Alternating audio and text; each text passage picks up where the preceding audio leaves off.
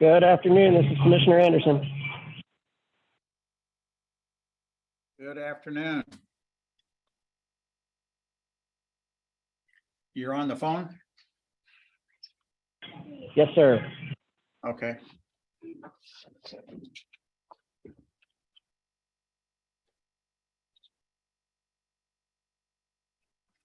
We're still waiting for a few to sign in yet.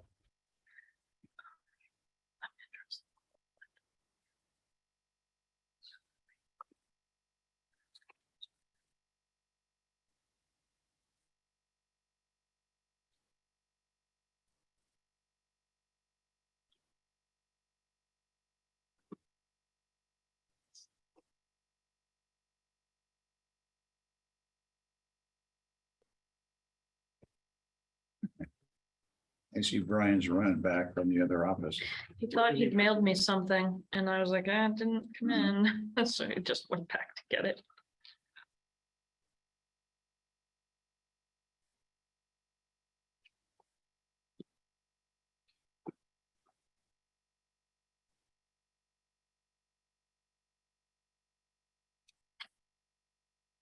Thanks, sir.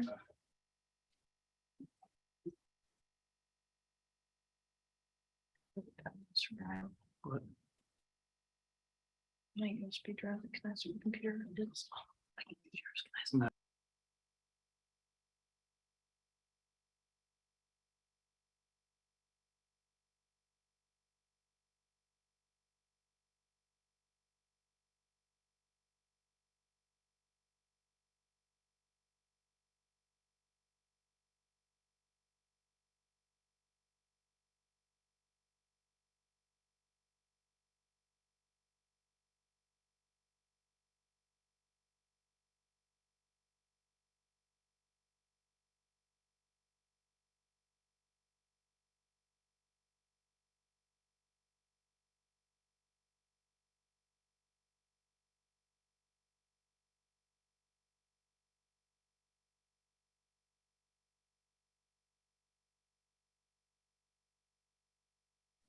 Hello, Mr. Fox.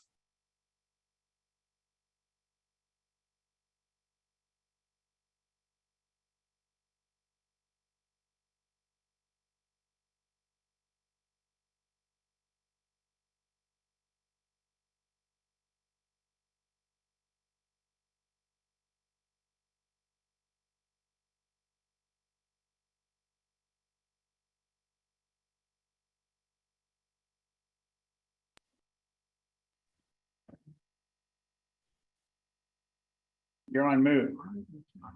Oh, now Brian, hey, Brian's. Then I've got it. Are we on? It was turned on. Yes, you are there. The microphones. I'm not sure how much closer they can get to you. Yeah, I don't think, I tried to pull it up closer, but I don't Yeah, I think think it's gonna just have to hang over to the microphone a little bit. I can hear you guys fine. We can slide up closer to the microphone.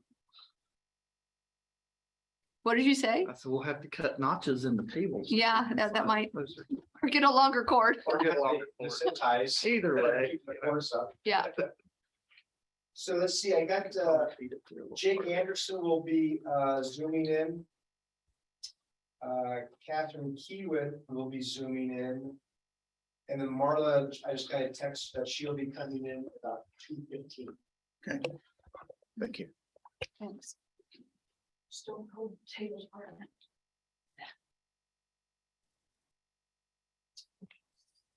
And I haven't heard from Arthur, I don't know. Yeah, I talked to Arthur. He was going to try and make it. I talked to him this morning. Let's give him a couple more minutes. Yes. There's Catherine, there's Mayor Hewitt. I am Eric. Hi, guys. We're going to give it a couple more minutes. We got a couple of missing here. Is it just you, Mike? Who else is there? You and Mayor McBride? Yep. And staff, staff and consultants. We're hiding behind the camera. Yeah. Well, you look so far away. I can't see everybody. Commissioner Fox, it should be noted that the new Oregon Administrator of Federal Highways appears to be on call. Mr. Keith Lynch. Oh, great. The Oregon representative for Yeah. federal highways. You should say, Excellent. hit the camera and say hello to everybody then. Hey, great. Thanks for He's the state attending. Administrator. Absolutely. All right, let's, should we get going? Sure. We got a quorum? I think so. Yep, everybody's here. We may get, like I said, Mayor Keebler may join us in about 15 minutes. All right. We'll get Well, let's started. get started. Everybody's got the agenda sheet in front of them and maybe we bring it up. Let's see here. Should be in the packet. Yeah, does everybody, let's see, Well, while they're doing that, the first item is approval of minutes. Has everybody had a chance to look at the minutes from last meeting and our group is okay with it? If so, could I hear, Bob, you're okay? Yeah, it looked good to me too, even though I wasn't there. Okay. I'm good. Yep, And good. Okay, and Jake, are you all right with it? Looks good to me. Okay. So we'll assume that we've got approval of the minutes. Let's go into item number 3, information items. Kevin, do you want to introduce this one, the buy-up? Yeah, absolutely. If we can go back, bring the Zoom, screen back up. I'm going to maybe Hey, before. hey, Kevin, sorry to Yeah. interrupt. Yeah. You sound really quiet. Can you get closer to a mic? Yeah, can you hear me a little better? Yep. Okay. So I think it might help if we introduced everybody that's on the screen and I'll go ahead and do that just to help coordinate with that. But we've got Hood River Commissioner Bob Benton. We've got Mayor Catherine Kiewit from Bingen. We have Carrie Witt, who is the finance and tolling lead for HNTB. We have Keith Lynch, who is the new Oregon Administrator for Federal Highways. So it's an honor to have you here, Keith. Thank you for making time. We've got Thank Paul Houston from HNTB on the environmental side. Excuse me? Project delivery. I'm sorry. He looks a little bit like it's like Stewart. And we got Tom Loynes. Tom, you are the Odot Liaison to National Marine Fisheries. Correct, yes. Great, welcome. We have I'm one of them. one of many. Well, one of two so far. Okay. And then just coming in is Dennis Reich, who is the Odot Environmental Manager for Odot. We have Jessica Bull, who is the Communications Lead for the HNTB team. We have Catherine Hovell, who is here as who is actually in the room as well. She's the engineer for project. Looks like Christie's iPad is Christy Chapman, the alternate from the Port of Hood River. We have Mike Williams, the WashDOT Regional Planner / Engineer. Is that right, Mike, or close enough? I'm a local He's on- programs engineer, but I'm also covering for the region and for Carly on the project. Carly Francis, our regional administrator. Good to have you here. Thank you. Steve Howe, do you mind introducing yourself? Oh, you're with Paul. Okay. Steve is on our project delivery team at HNTB. Awesome. Okay, that sounds great.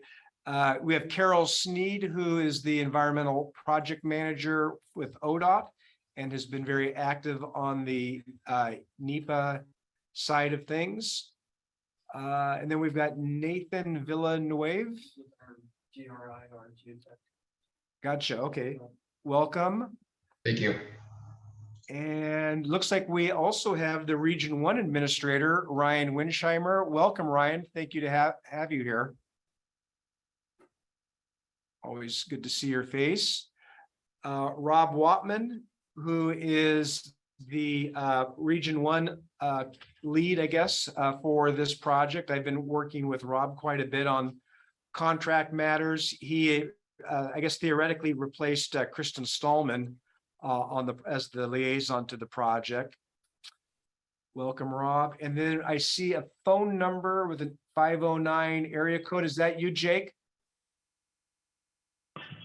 4437 is me. Yeah, that's Jake. Excellent. Thank you, Commissioner. Have I forgotten anyone? Steve Siegel just got on, I believe. Okay. SS, is that him? Yep, there you go. Steve's on the line as well. Okay, Okay, let's push out, before we start into the buy-up update, want to brief everybody. Since our last meeting, we did get an update on our existing bridge, inspection report. It's a combination of fracture critical and some other things. Key thing to know about that, the sufficiency rating was stated at 6.0 this time. That's down from 16.8 about a year ago. And prior to that, it was at 38, and a year before that was 44. So it's certainly not going in the right direction. And we're having our engineering arm take a look at that report. They're going to give us a review of it this next month. But it's rather concerning, at least to me. And I'm a little concerned that maybe we need to expedite our replacement bridge efforts beyond of what we're trying to do now. I'm getting a little concerned that can we in fact keep our existing bridge open for another 7 or 8 years without having to derate it even further. And it, to me, it sounds like the next derating is probably to take heavy trucks off the bridge totally. And I don't know that to be true, but my gut instinct tells me we're heading in that direction. So we put it together kind of an internal challenge of how do we take our already accelerated schedule? And if you listen to Senator King, that was way too relaxed to start with. We've tried to take a year out of it already. We'd like to try and pull another year out of it if we can. So today we're going to be talking about some things that we can do to help that along. And we'd certainly appreciate any thoughts that anybody has. We're open, wide open to ideas and how can we accelerate getting this replacement done. Is there any questions on the inspection report? Yeah, Bob. Bob Benton. Thanks, Commissioner Fox. That's unfortunate news. When is the bridge actually, does the rating determine when it's condemned at some point? Is it when it reaches 0, or how does that work? Maybe one of our ODOT friends can tell us, or Catherine. any ideas from an engineering perspective? I mean, I would open it to ODOT as well. It's generally, you know, by my understanding, looking at the report that's out there, the load rating that was put on had a significant impact, but there were not items, especially in the fracture critical world, that were seen to be imminent to failure. But I think that's what you continue to look at and inspect. If I had to guess, one reason why it went down to 6, again, this is kind of an educated guess. We got our underwater report a few months back. And I think this report, the underwater report, was considered when this report came out. And it wasn't good. I guess the positive on it, it hadn't changed much since the last report. So I'm just wondering if it had fully been taken into consideration in past calculations. Well, we won't know that until we hear from the engineering group this next month. But in any event, it's sitting at 6. I believe there was one bridge in Portland that we were told that it got as low as 2 before a replacement was in place. We don't That's, necessarily want to get there. I'm sorry? You don't necessarily want to get there, but that was Selwood Bridge. And I was part of that replacement process as well. But yeah, I would leave it up to the engineers when you get that engineering report to really give you more detail on what that means in terms of, life of the bridge and what can it still be used for, because the sufficiency rating is not the best indicator of that. Yeah. Okay. Yeah. Just, so in terms of making lemons out of lemonade, the bridge is no different now than it was a week ago. We just know more about it now than we did. And this will help us better communicate to the people who we need to communicate to what the real status of it is. And the urgency. And the urgency, right? Yeah. Okay. All right. So Kevin, we've got BIOP update. Yes, so as you know, we did receive some information last month about the a decision from National Marine Fisheries, the branch chief out of the central Washington area. The chief requested that the biological opinion or the draft that was being reviewed, he requested that there be a rewrite. And so at this point, we understand that that's going to take until the end of the year to get that rewritten. And so that's a little bit of, that was a little concerning to us. And so I did reach out to Dennis Reich from Odot and to Tom Loynes, both of whom I've worked with over the last 5 years. And so Carol is also part of that team. And so Dennis, I think at this point, I wasn't sure if you were going to be here or not, so welcome. Thank you. If you maybe want to just summarize your understanding of where the BIOP is at, and maybe shed some light onto why there was a need to rewrite it. Yeah, thanks, Kevin. Can everyone hear me all right? Yeah. Yeah. Hi, everyone. Yes, Dennis Reich here. I'm the environmental manager for the Region 1 area for Odot. Yeah, thanks for inviting me to the meeting. We did have a meeting about 2 weeks ago with the, I guess, what you'd call the NEPA team, or the group that's working on the environmental process, the EIS, to discuss this. And it seemed like a good idea to sort of do a snapshot of what we covered there at this meeting, so the larger stakeholder group can get a feel for it. Yes, the biological opinion, which is a critical component, it covers the Endangered Species Act elements of the EIS, has been significantly delayed. We were already dealing with some delays prior to this latest challenge.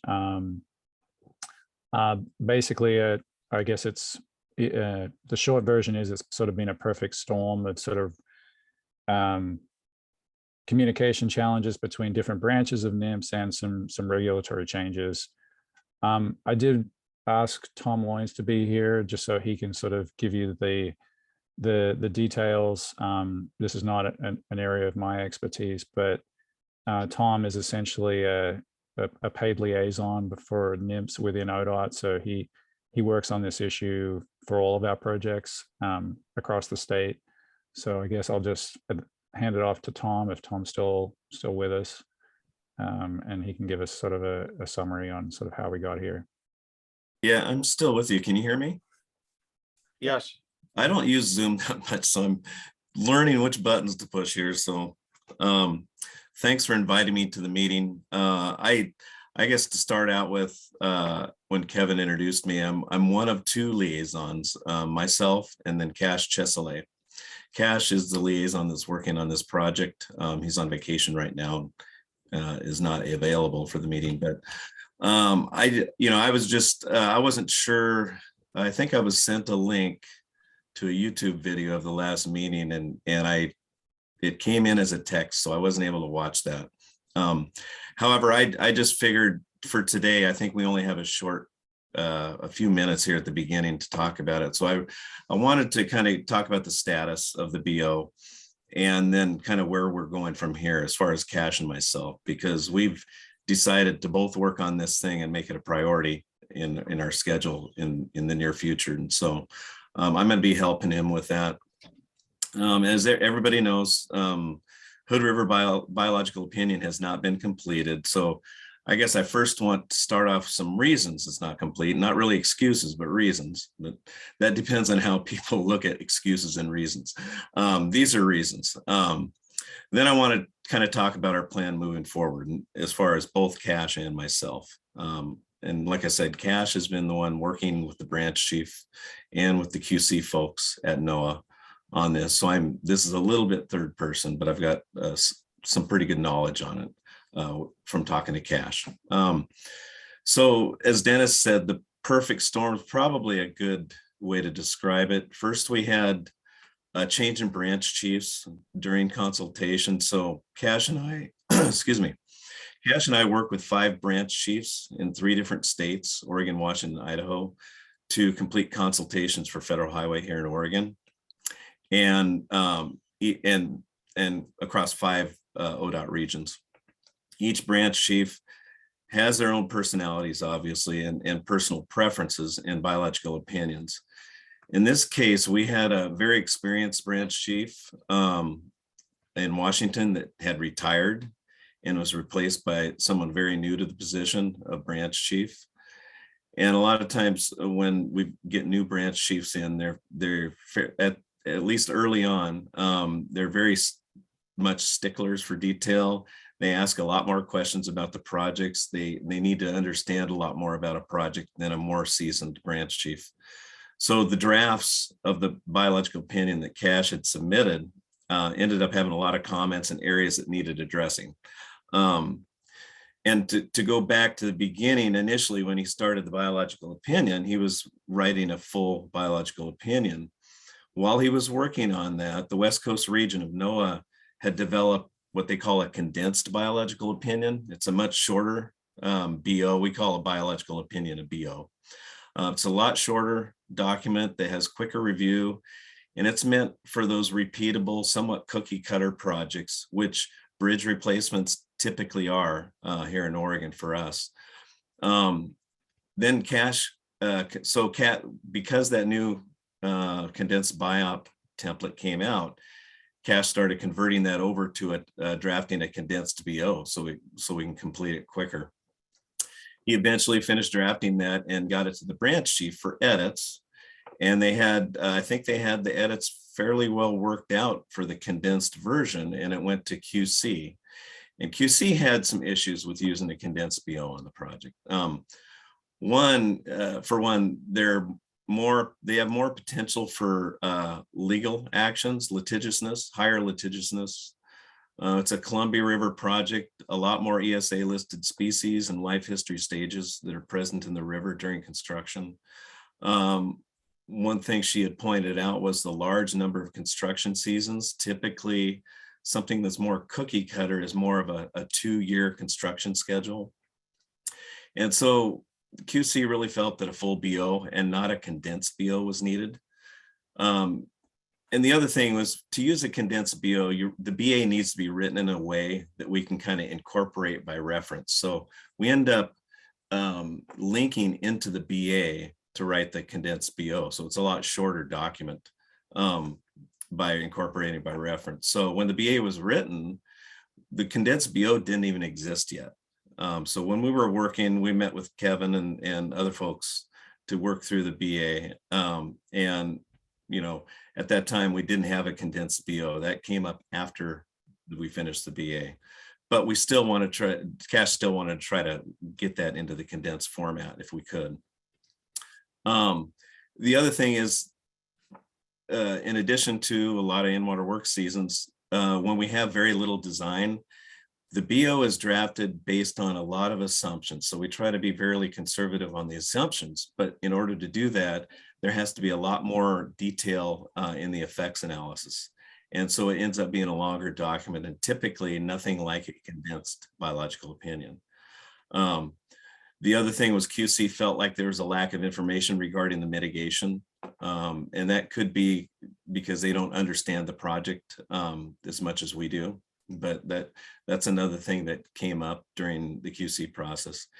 And while Cash was drafting that condensed BO, the West Coast Region QC staff was already in the middle of meetings regarding the condensed BO itself, how appropriate it is, what types of projects should be going through the condensed BO.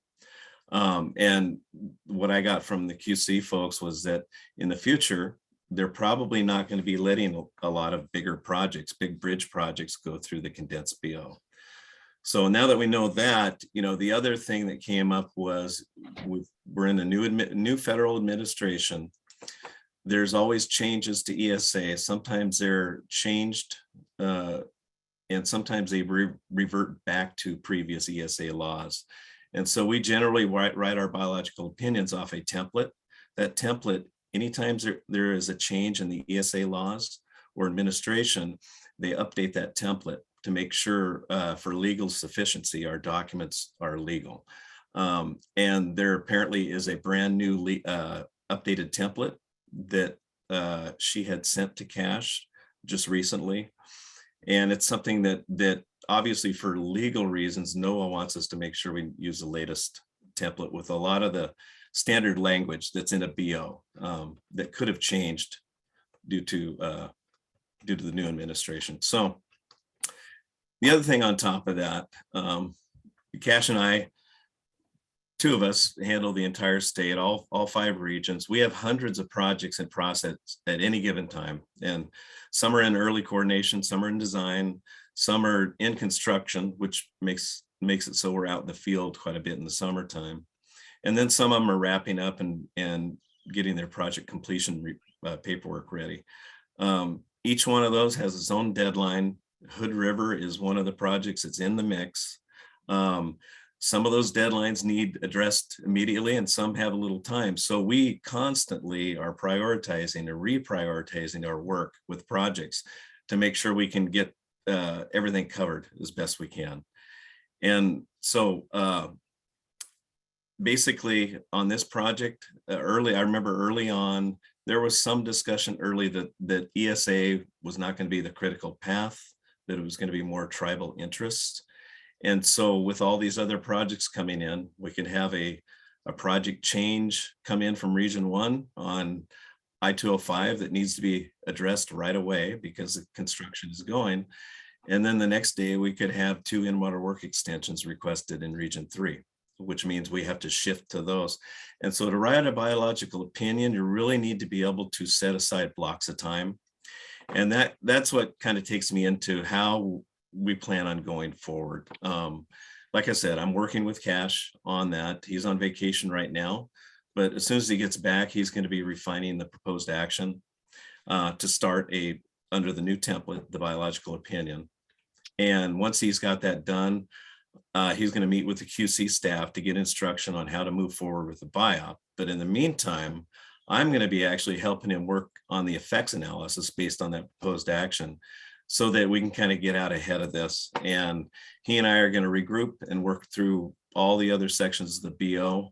I've already set up meetings with Cash for next week. We've got 2 meetings for next week to work through the proposed action and the effects analysis. And so that's our plan to move forward. I don't know if any, some will call it a perfect storm as far as the review process and the fact that we have new templates, the fact that we have a change in branch chiefs, the fact that we've got our regular schedule too. So yeah, we plan on setting aside those blocks of time, even though we do have other project priorities pop up. We always do during construction. But I've already set aside 2 blocks of time next week once he's back from vacation. And we're going to continue to do that on a weekly basis, set aside those blocks of time. This is Commissioner Fox. When do you expect to have the assessment complete? It's always hard to come out with a date that is very accurate. I can be general about that. So a lot of the review is outside of our control and it's within other reviewers' work schedules, including general counsel review back in DC. And so I can give a general idea, and that's why we kind of had the first of the year as an estimated signing date for the biological opinion, but it could be before that. But we plan on making sure it's around that time at the latest. That's why we're blocking some time now. And I get that, and I appreciate everything you're doing. I've been kind of on your side of the business in my career. I understand multi-projects and trying to prioritize, and you have people yelling at you, and you tend to go to whoever's yelling the loudest to get them off your back. I get that. I understand it totally. Whatever you can do to help us, we very much appreciate. You know, you heard the inspection report.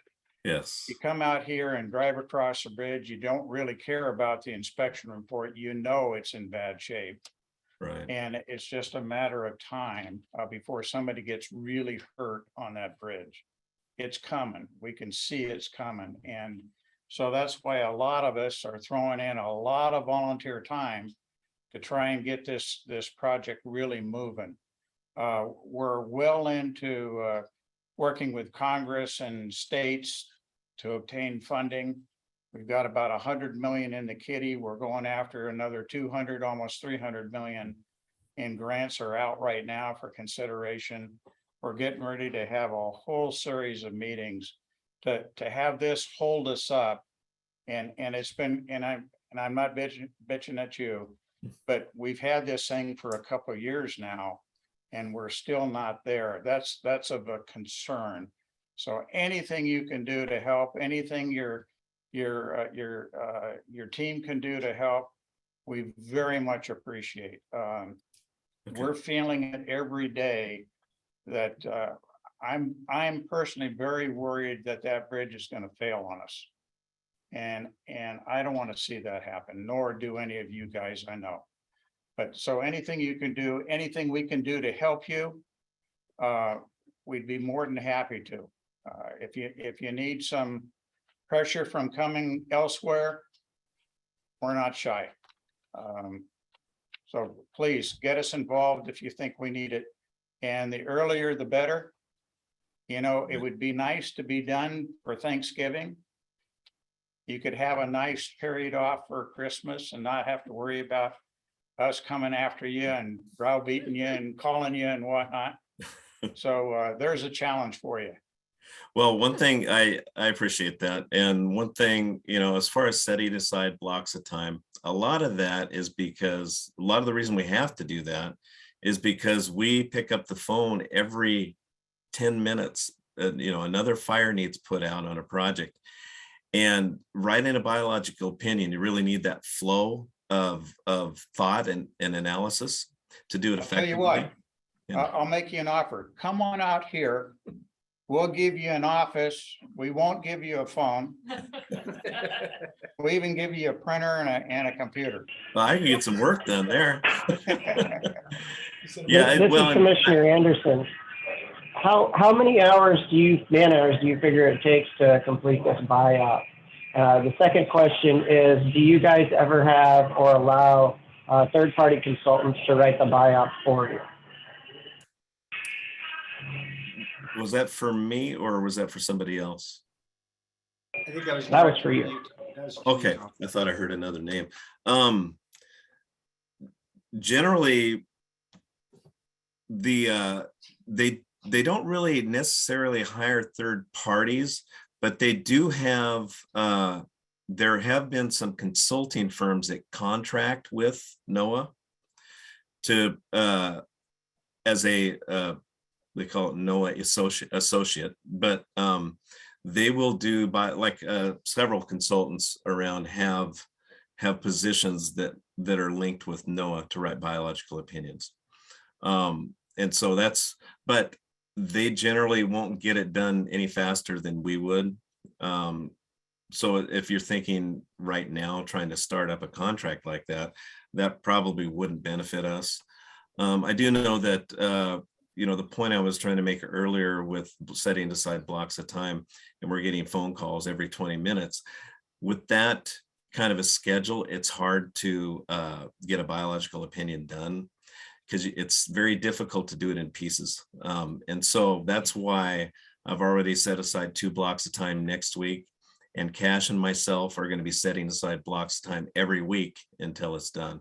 And, you know, along with our other schedule, but we plan on doing that. And we also have some commitment from the branch chief and our QC folks. They already understand this one's kind of behind schedule. This one is a priority, and they're willing to work with us on that. So I feel like once it gets to that point, it's going to be a quicker review because of that. With that under, and Ryan, I think you had something in the chat and you got your hand up. Let me. Target date, having it completed and submitted. Oh, so yeah, January 1 was what we were looking at for the signed biological opinion itself. As a general target date, we're looking at for the draft biop to go for review. We're probably looking at about 30 days from now is what I'm thinking. So around 3 weeks into October.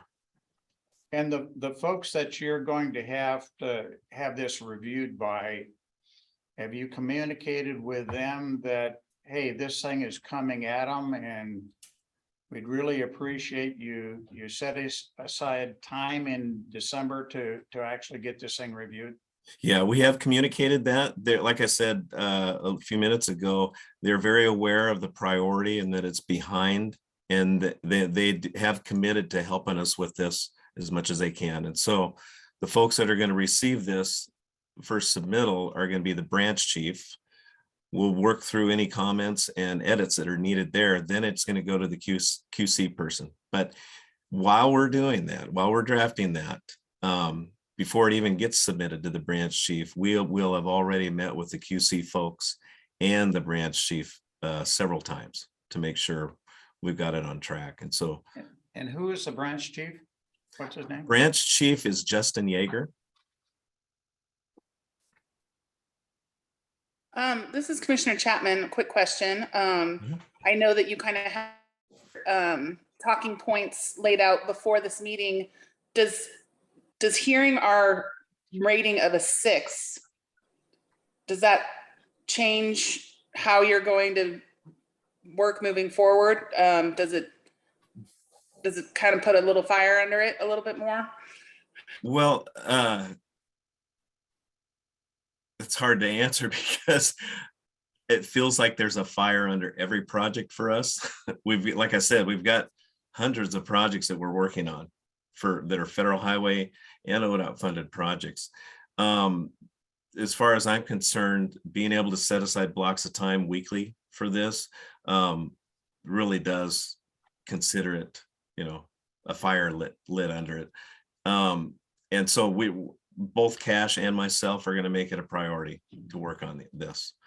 As far as the condition rating of bridges, I don't really work with that too much, because by the time I'm working on a bridge replacement, it's because that bridge needs replaced for good reason. And so there's varying condition ratings that I've heard on projects. I don't know if I've heard one. I guess there's been a couple that have been pretty low like this. But generally, you know, they all need replaced, and it's a matter of prioritizing, getting the funding, and getting all the permits, archaeological, DSL, the Corps, ESA, et cetera. And so I've got a question for Keith. Keith, you've listened to what's going on here now. If we can't get this assessment done by January 1st, would you consider decoupling this report from approval of the EIS? So no, I can't do that. You know, in the end, what we're faced with is that the signing of that ROD at the end of the EIS process is when it's completed, and a biological opinion is part of that process and has to be completed before I can sign off on that. Okay. And there's another one that I think, Keith, we want to talk to you about, and that's the the treaty MOAs. You know, we're negotiating with the tribes as well. It's going to be a pacing item to get all of those done for the EIS. We've committed totally as the bi-state, as the port, and then the future bi-state or future bi-state bridge authority. We will continue to negotiate with the tribes. That's not an issue with us. But we would like to get the rod going and because we can use that to help us find funding for our bridge and just keep moving on. So, yeah, I know there's been some discussion about that. I just plead with you to take a kind of a fresh look at that. I'm really concerned about our bridge here, and I know you guys have got hundreds of bridges. The one, honestly, the one I care about is the one right outside our room here. But I totally sympathize where you guys are coming from. Okay. So any help you can give us, we very much appreciate, and we really appreciate you spending the time with us, and you're welcome to attend any of these meetings anytime that you can, and maybe between now and January, give us a quick update on one of our future meetings just to see where we are. Christy Chapman's hand is up. Oh, Christy, you got a question? Oh, no, that was mine. I just need to put my hand back down. Thanks. Okay. All right. Any other questions for the folks? And I hope I didn't take too much of the time talking about the BO. I know it seems like Carol, I think, wanted to mention some things too, and I hope I didn't eat up too much time in the agenda for Carol. No, I didn't have anything, Tom. I just just here for your support. Okay. All right. Thank you. Well, let's move on to item number B then. Government Affairs Strategy. We've got two topics there, state legislator tour on October the 14th, and then a DC return. And there's actually a third one. There's a bunch of Zoom calls that we've got scheduled in the next 6-8 weeks. So let's start off with the October 14th discussion. Who do we have on that one, Kevin? Yeah, so I am kind of the point person right now for that event. There is a draft agenda which was used as a save the date placeholder for the legislators that are being invited. They are primarily from the Senate and House Transportation Committees of both Oregon and Washington. We anticipate that there will be somewhere between 16 to 20 legislators here on that date. The important thing was that we've got a period of time from 8:30, 9 o'clock in the morning through an optional lunch. So we have them here on site from 9 o'clock in the morning to 1 o'clock in the afternoon, assuming that they stick around for lunch. We've got the opportunity to kind of move some of the pieces around, and I know that Commissioner, you talked to some about how you'd like to see that event go. So whatever. Yeah, we can do. let's talk about that, kind of some ideas.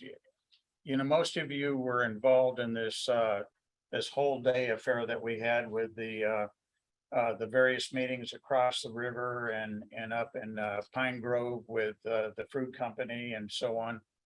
That was for the federal field reps. Yeah, this field reps with the states here. My gut feeling is we ought to find a large conference room and minimize the amount of time away from that room and really focus it in on a more technical and fact really driven series of meetings in that conference room. And what I was kind of envisioning is maybe we could get in situ to come over. We get the fruit company to come down. We get Mount Hood or Mount Adams fruit company to come in, give a couple of presentations to us, the importance of the bridge. Maybe we have some storyboards or pictures of their facilities and how they use our bridge. And then we have a series of reports on the status of the current bridge, the alignment of the new bridge, and think about lots of photos and a big screen and maybe some storyboards along the walls. And go through a series of presentations that way that, you know, after lunch, when they leave, they're totally overwhelmed. They know more about the bridge than just about anybody else because we've hit a whole bunch of different topics in that one meeting. It would be pretty intense. But if we have a lot of poster board pictures like we have up on the walls in here, and PowerPoint slide presentations and so on, that's one way to do it. I was thinking, wouldn't it be cool if we could drive them across the bridge so they get firsthand view of the narrowness of it and whatnot? Make them do it in a motorcycle. Yeah, or bikes, yeah, or walk. And it would really be cool if we could figure out how we could get to one of our barge operators and take them out on the river, maybe on the way back, and show them the channel and the turn that they have to make coming under the bridge. And the importance of realigning the bridge to straighten that out. And then bring them back into the facility is one option. And maybe we could do, time is really short, but maybe we use the drone to take some videos of up underneath the bridge, show them the facility and how it's degrading. Just some ideas. Instead of spending time in shuttle buses going places, bring the people to the conference center and have the discussions there. That's just an idea, but we'd really like to open it up to thoughts of the commission or the It's working going to group. be Oregon and Washington both. Mhm. Correct. Yep. It's their staff or it's the It's elected? just the elected officials.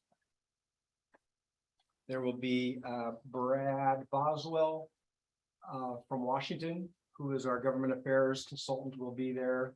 And then Dan Bates, who is our Oregon government affairs consultant, will be here as well. But there won't be a lot of staff. Frankly, they don't have a lot of staff. So it's going to be the legislators themselves. And you said there's going to be about 6 from one state, 6 from the other? what you From said? both, potentially from both Senate and House. Oh, okay. So I think that there's as many as, upwards of the high 20s being invited. And so Oh, okay. we're slowly starting to get confirmation, but we've been told to kind of plan for, 20 legislators being here.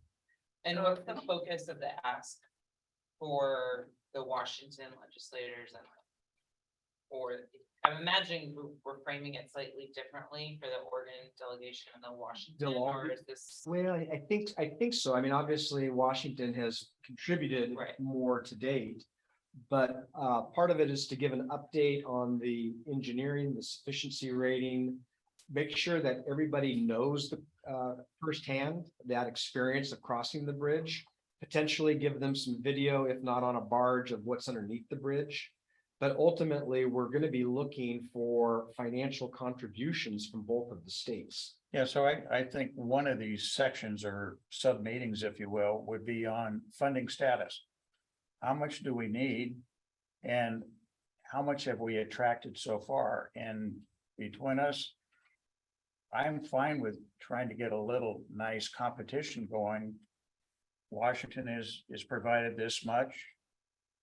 Oregon. I would say that one of the things that we heard from Senator King is that there will be an expectation from the bi-state working group in the region to state what we're going to be doing as far as tolls.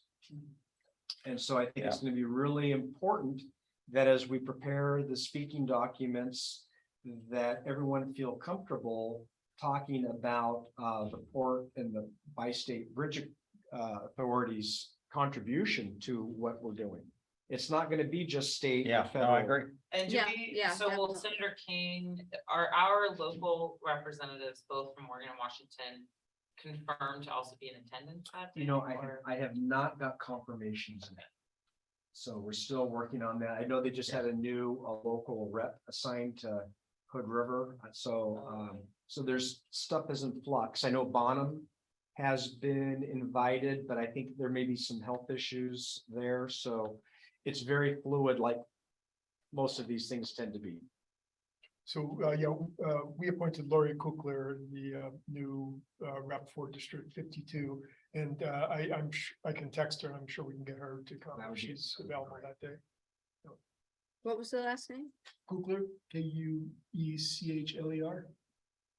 That's how it's spelled. Let me check my text. So this is just the Oregon side, Oh, okay. and there's another one that we haven't seen yet from the Washington side, but if we assume that the lobbyists are doing their thing, we got to get ready for our side of it, which is how do we want to structure this thing? What do we want to do for the day? I guess my one thought, knowing that it's the electeds, is that we don't wanna, we need them to walk away from here with something like firm in their head that they're gonna commit to for us.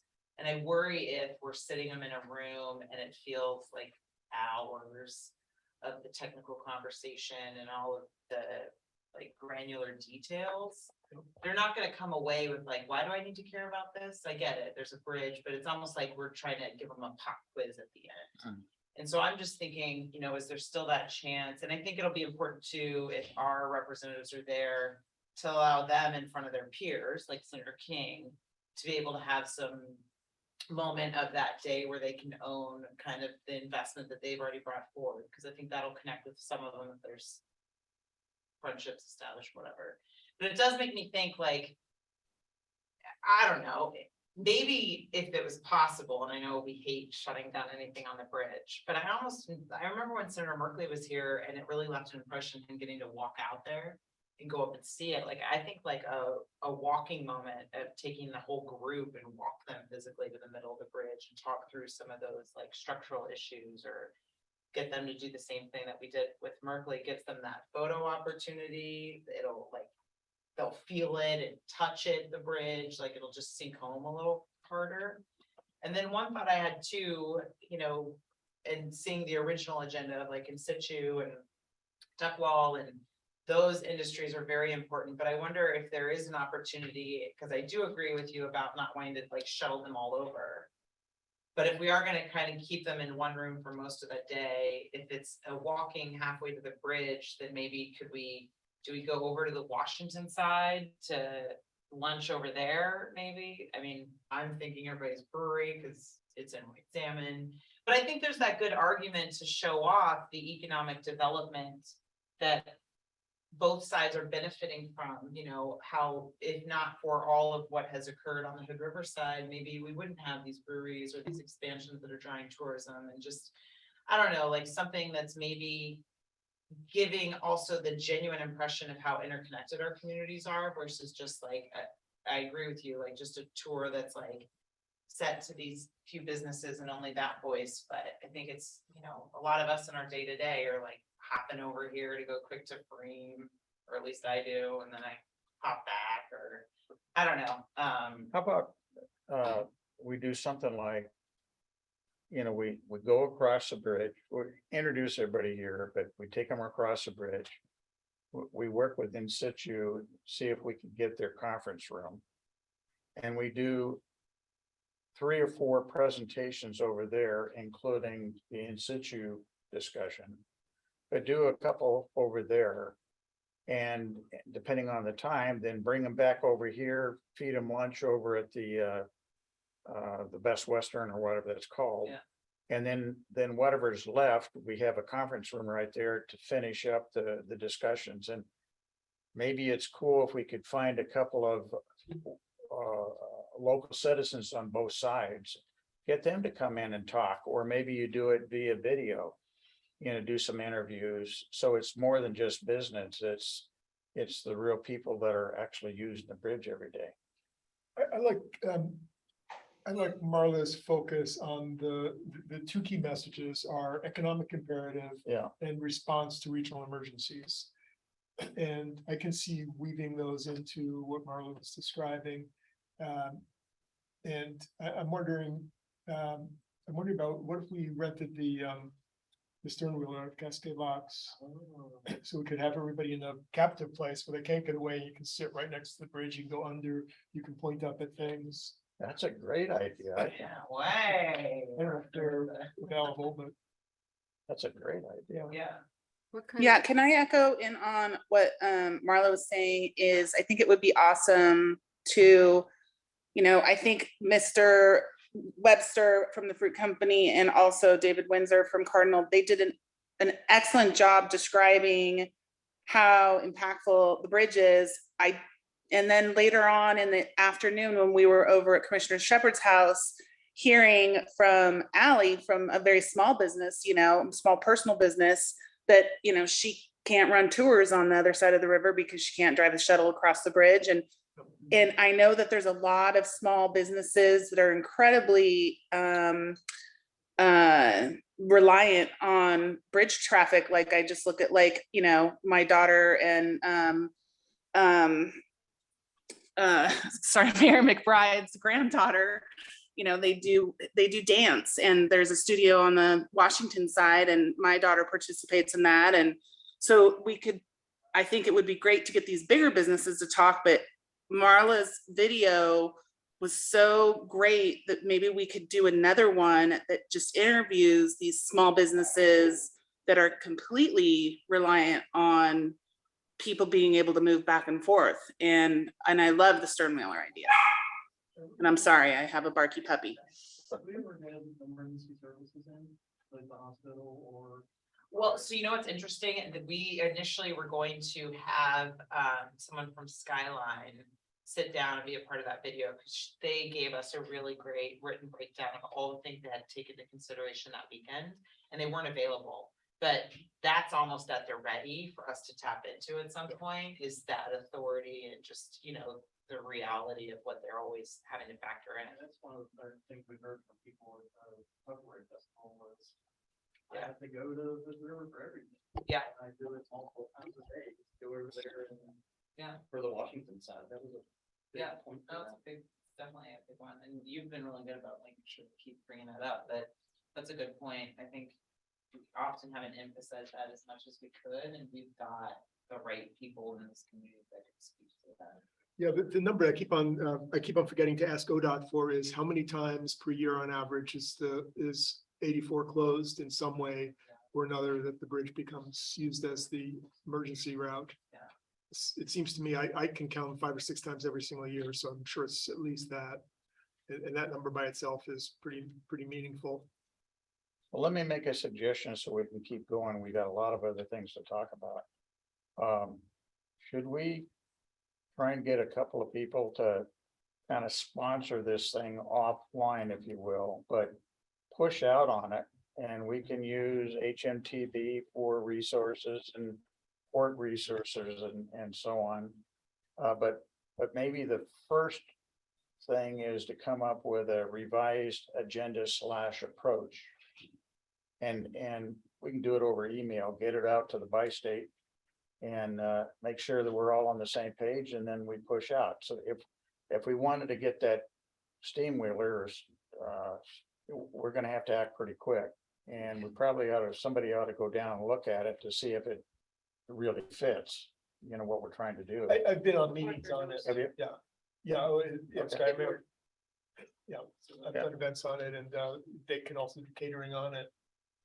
And maybe either we get the pilot from the steamship, or maybe we can get somebody from the barge facility to come in and give a talk as he's going up through the turn of the importance of fixing this bridge navigation wise. Is Mayor still the captain? The Mayor of Cascade Locks, is he still the captain? I think so. Yeah. I think so. Would, how does that sound to everybody? And the next question is, who would step forward? Probably need a couple of folks to kind of chair this issue. I mean, I'll be there on that day for sure. Yeah. And you need a couple people to step up to firm up an agenda and a plan. Is that Yeah, what you're and a saying? plan, and then we got to go coordinate with people and make sure that it's gonna get put together. So how Kinda much like of this what, can port Christie staff- and others did on the last one. I'm wondering how much of this port staff can pull together, and how much, what value added are you looking for us to provide on that? I'm looking for a couple of people to kind of take the sponsorship of this. Because like Christy did last time. Yeah, Like Christy yeah. did all, Right. she did all the logistics for the last thing we did with the Yeah. pipes and the, the And the train and taxis all the and, stuff, yeah. yeah. Christie may be a Shuttles. great event planner, but I'm not sure the rest of us are. I know I'm not. I'm more than happy to help if help is needed. I would love to work with Marla because I think a video would be fantastic, and I think some drone footage would be really good. And so I'm happy to step in. Marla, could And I you, can help could do you some add of to it? it. I can help do some of it. I don't know, I don't want to be the lead on it, but I can help with some of the logistics of it too. I think I'm about, yeah, I have a big work event the very next day, so I don't wanna overload No, I understand. my plate, but I'm happy to help. I just know that I don't have the time to lead it over these next. That's what I'm hoping, that's what I'm wondering if port staff can take the lead on organizing the event and draw upon us to, make a phone call to. Do you have somebody that we could put on this? Yeah, we can help. Okay, well, I need somebody. I want to be able to look somebody in the eye and say, you got it. I mean, I know how taxed our staff, the port staff is. I don't know about HNTB, but I'd be happy to work with Kevin and touch base with Mayor McBride and Mayor Kessler and run. Great, so I think what we just voted on unanimously. That you're Again, the we call point it person volunteers. again. I guess, Commissioner, the only thing I would like to say is, I think that when it comes to like calls and getting people motivated, I think that's great. I think we just need to be really aware of anything that needs to be produced. So like, for instance, a video or storyboards or anything that has to be But produced. I think that's why this next day or two is really important to get that approach set down, so we know what we gotta go develop. And give us maximum amount of time to be able to do it. Yeah, I mean, we have less than a month. I know. I mean, it's I just know. like, Marla, who was the production crew that you utilized for the other video? Story Gorge. So I mean, they have a lot of footage that they shot, there's tons that didn't make it into that. And like I said, there was a woman that we had already confirmed, just schedules didn't work with a quick turnaround to sit down from Skyline. So we already have like some of that pre-production in place. So yeah, I know they have a full plate too, because I'm using them for this event on the 15th. But I can reach out to them, today and just do a soft ask of, do they think they could take on if we think we need a new different video for that specific day and figure out, how feasible that might be. But I do agree. I feel like the first thing is maybe just offline, those of us that raised our hand, start an email thread of mapping out what's this new schedule gonna look like. And then it'll become clear pretty quickly if we really need like a brand new video for this specific day, or is that maybe something we're following up with this group on? What we need if we're gonna be on the stern wheel. That would be really helpful. I think if the three of working group members were able in the next 48, 72 hours to kind of craft a vision, I think it'll be easier for staff to then go start plugging in the holes. We could all figure out Yeah. what the to-do items are and who can really do them. Exactly. And I think with HNTB, hopefully on like storyboards and things like that. Yeah, totally. Okay, hey, thank you, Christy. Yeah, Appreciate no it. problem. Okay, let's go to the next one, which is the DC trip, November. The dates that were proposed was the week before Thanksgiving. And there was a second series of dates that would have been like the first week of December. I don't have to go, but I can't go that week before Thanksgiving. I'm not gonna be around. But if others are, that's fine. This And is what Commissioner this is- Anderson. I also won't be available that week before Thanksgiving. You will not be able to. Correct. I could Okay. do the first week in December though. So I think, Kevin, we ought to go back to Hal and say it's got to be the first week in December.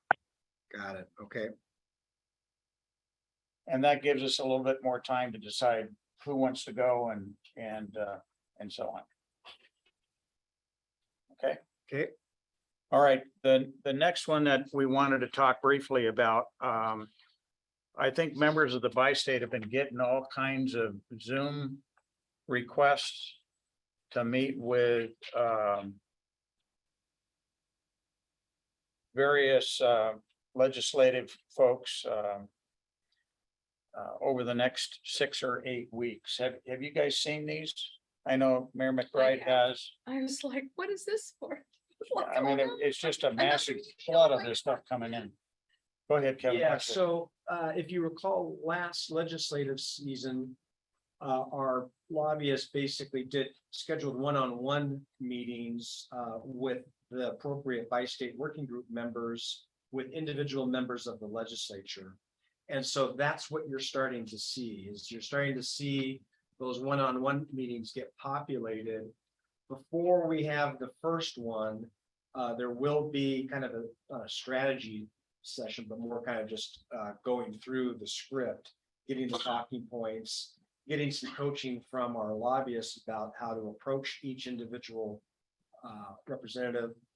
So that's what's going on. And this is a lead up to the 23 session.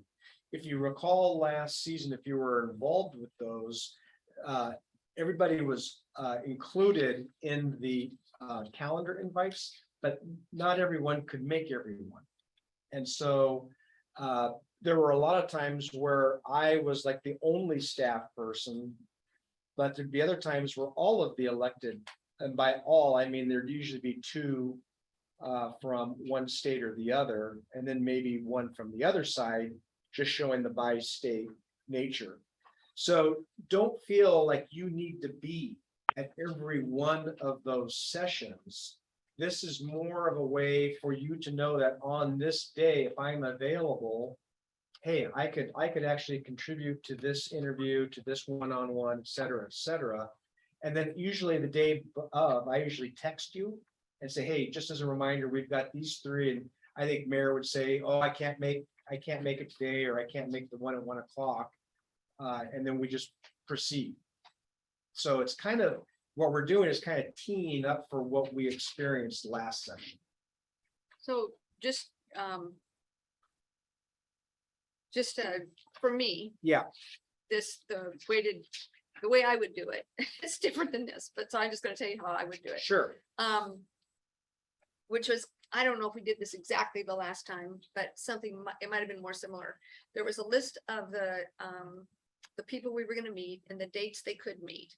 And then there was a list of basically who could meet with them, potentially, like all of the bi-state working group members.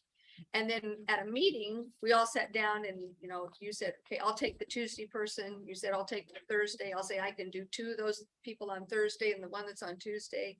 And then we made sure that we had 2 or 3 of the bi-state working group members for every single person, but it was set in stone more ahead of time. So it wasn't like, oh, well, everyone said at the last minute they can't do it. Gotcha.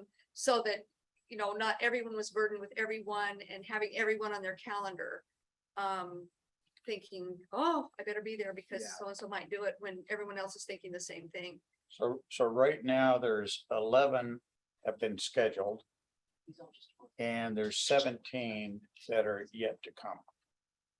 Oh, wow, okay. Yeah, so it's gonna evolve a bit here. What we may suggest is, Kevin, could we get this thing converted into kind of a matrix with the names of the bi-state coming out over here on the right?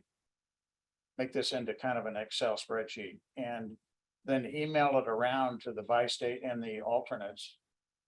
And see who can cover what. So we can make sure that, at least a couple people could be on every one.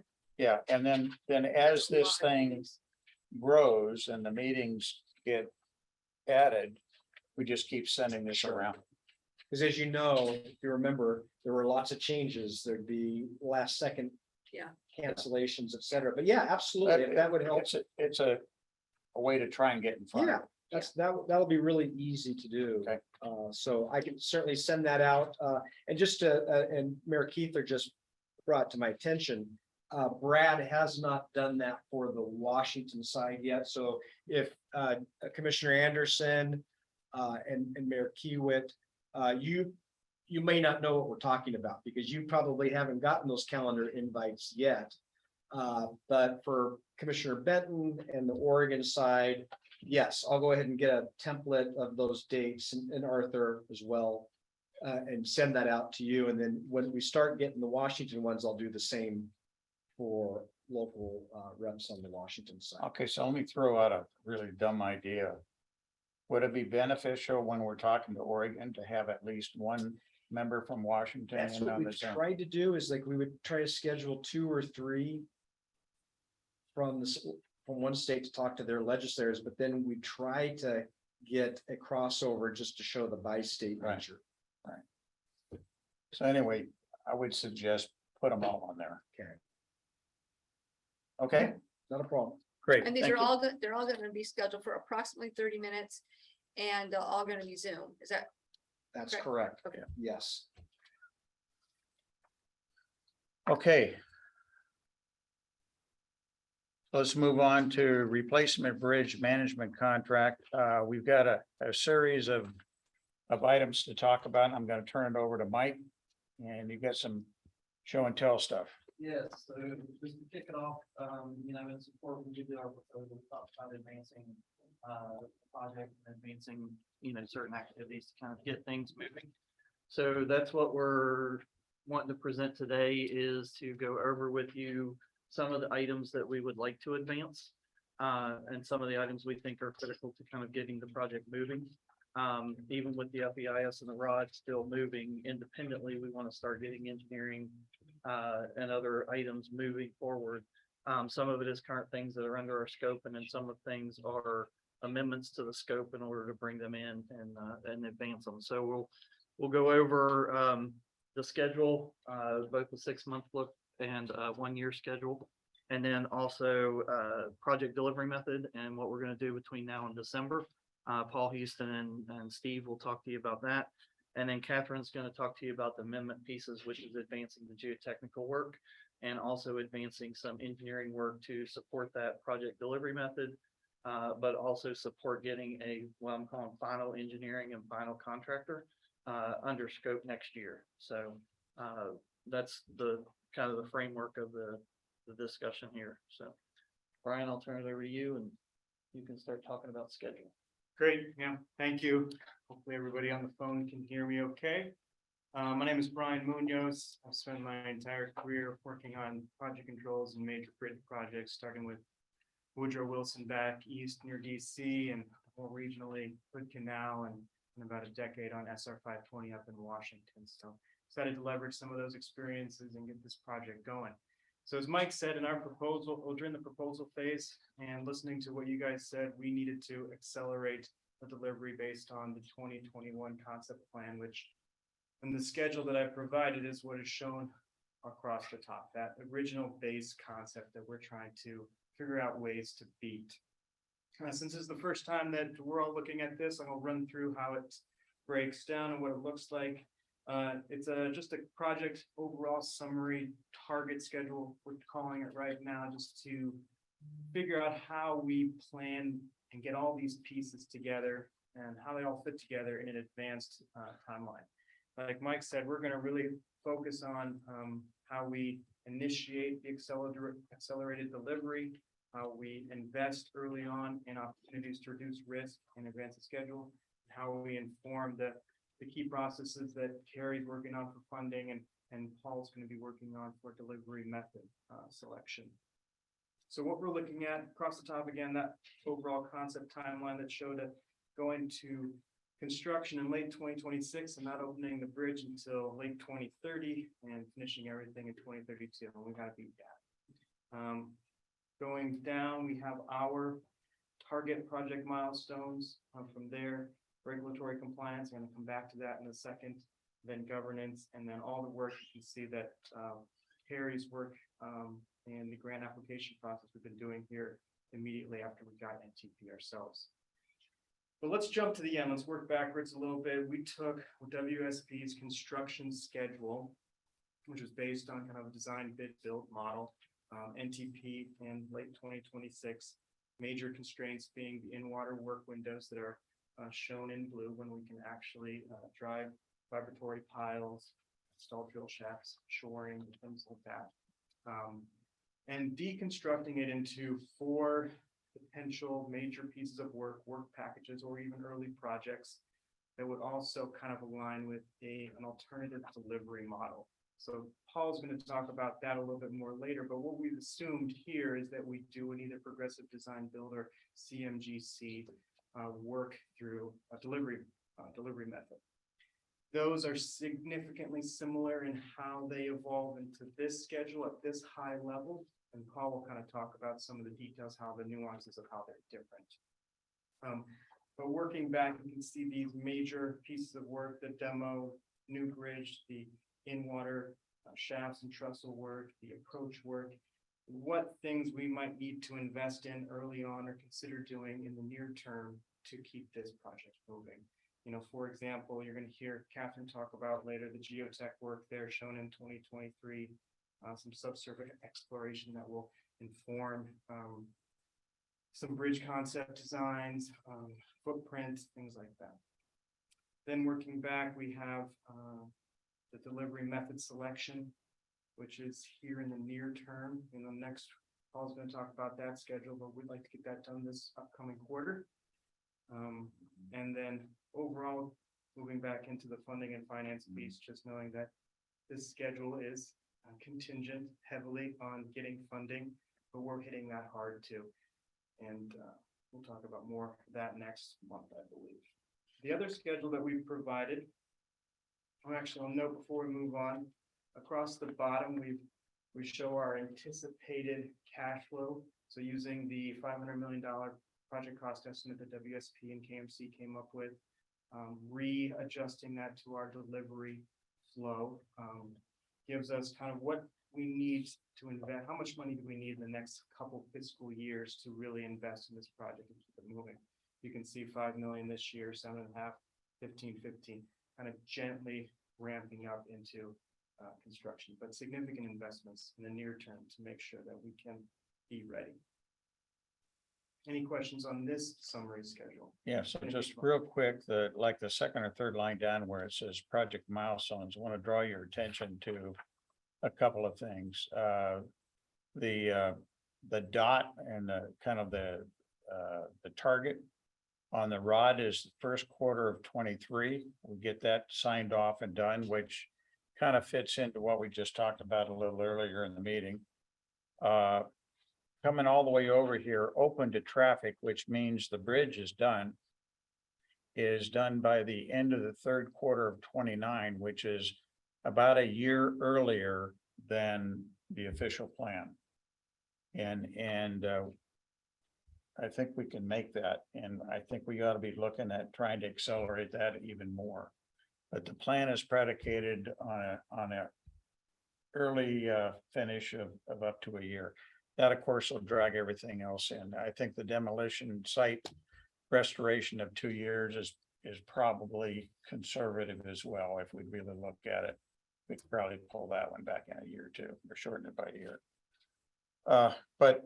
But it shows the in-water work. It shows actually 4 different projects, and as part of our contracting discussion, we got to talk about it, but we got the approach on both sides. We got the work trestle and the foundation, bridge utilities, and then demolition kind of a thing. So it's broken into those 4 groups, which kind of makes a lot of sense.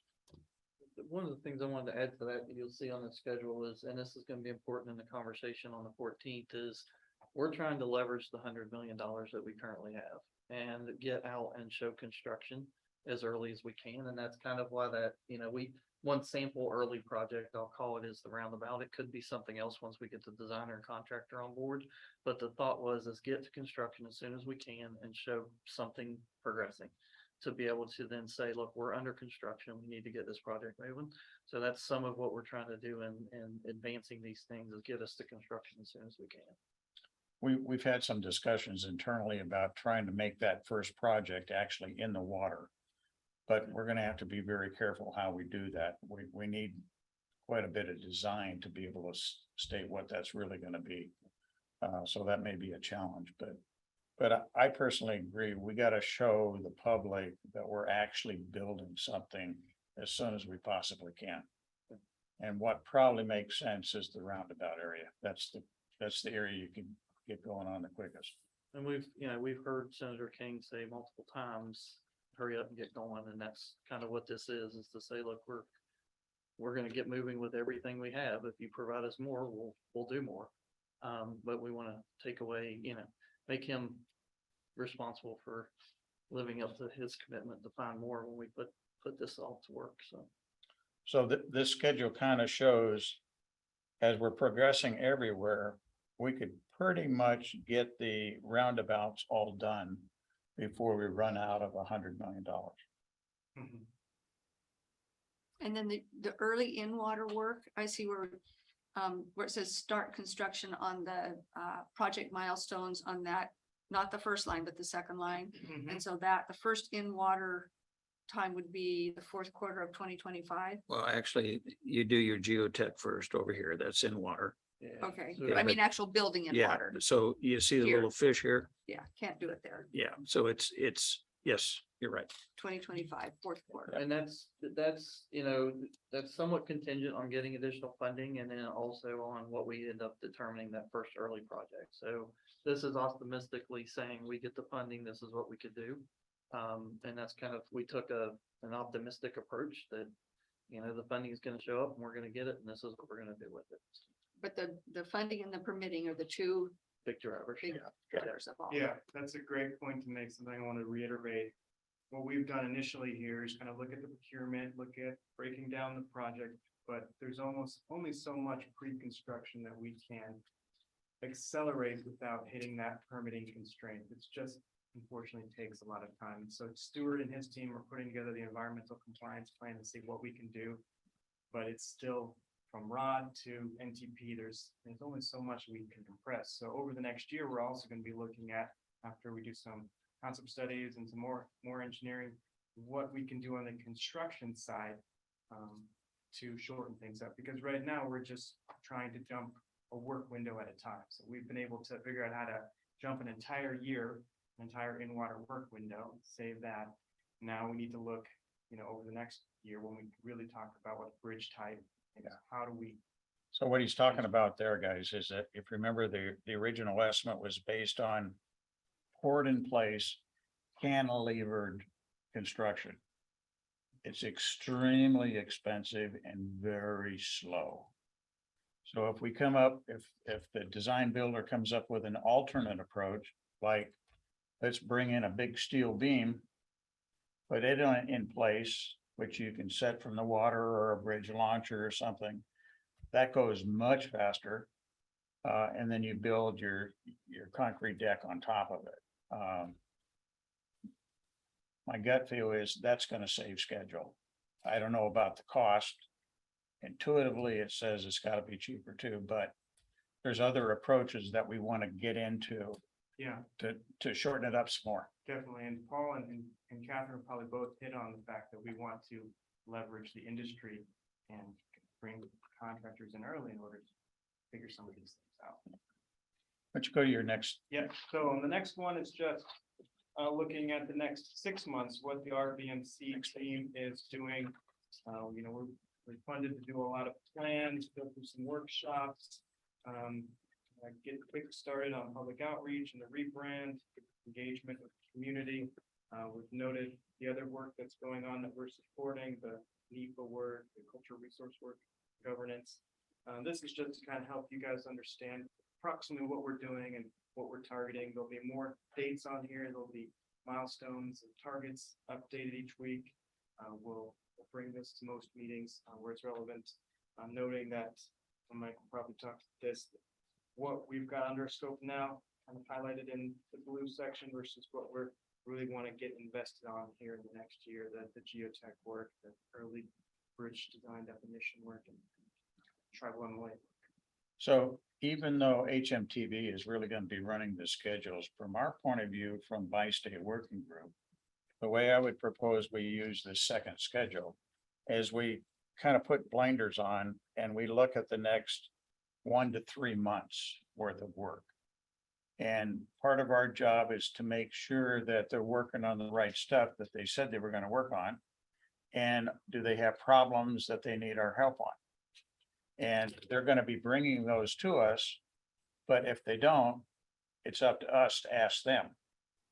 And this will be one of our tools to be able to stay on top of that. So somebody was saying right now we're chasing a ball on this project. It feels like we're chasing stuff.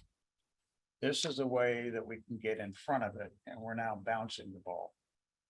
And it's a lot more fun to bounce the ball than chase it. Yeah. So. And Okay. catch one every now and then. And that's, I think we've noted, with our grant applications, we really hit that hard, and we want to know our successes on these too. So we'll keep track of it. Any questions from the group? Okay, if not, I think we'll move next into Paul's discussion on delivery method selection. Paul? All right, thank you and good afternoon, everyone. I'm Paul Houston with HNTB, heading up the delivery methods group. And what Steve Howe and I are going to be doing here is a couple of things. First, give a real brief overview of the delivery methods that we'll be looking at, just to set some context for what they are. And then secondly, we'll walk through the plan, as you heard, for the next quarter, the next 3 months or so, and what we'll be coming back to you with in December. So with that, why don't we dive in? I'll introduce Steve here in just a moment, but I'll start out by first showing on the next slide what the delivery options look like.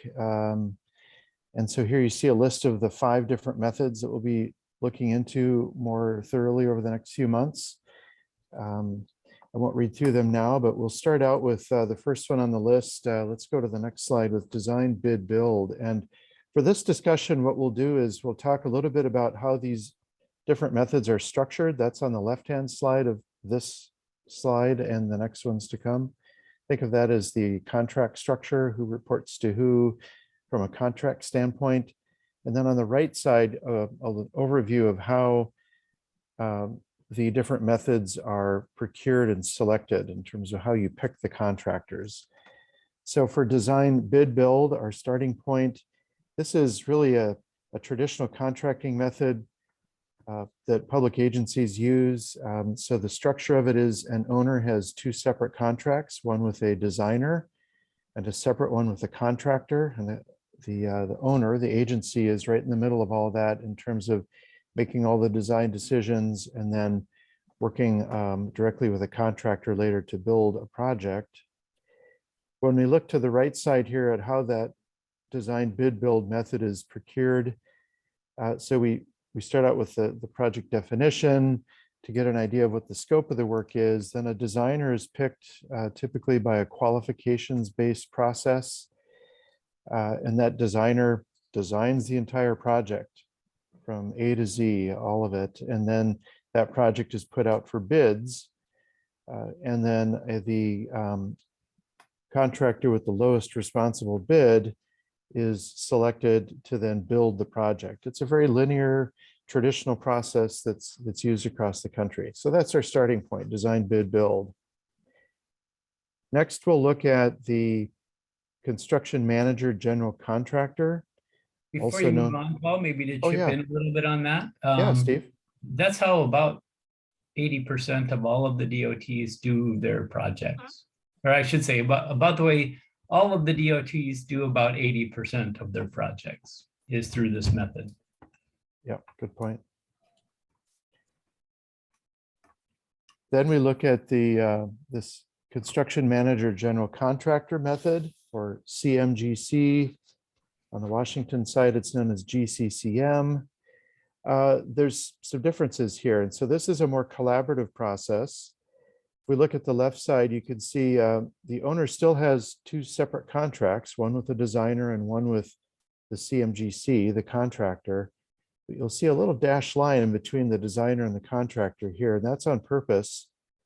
This method is set up to be a very collaborative process that the designer and the contractor are actually talking to each other while the design is evolving. On the right side, we see how this is selected, procured. And what we're showing here is kind of a dual track where the designer is selected first.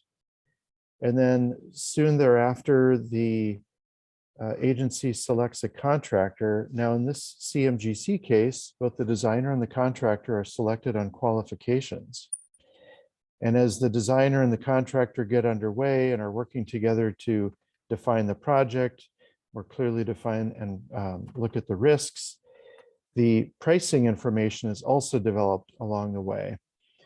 The designer develops a price, the contractor develops a price, and at certain defined steps, those prices are compared between what the agency has in mind and what the contractor has in mind.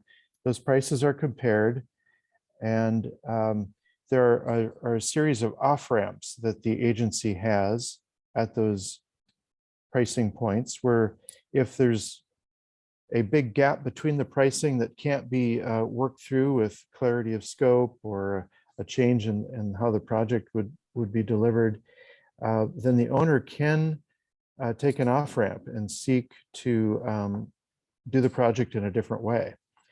It's possible. It's typically not too easy to do that just because you've already gone partway down the path of developing the project, but it's an opportunity for an agency to take the off-ramp and find a different way to deliver the project.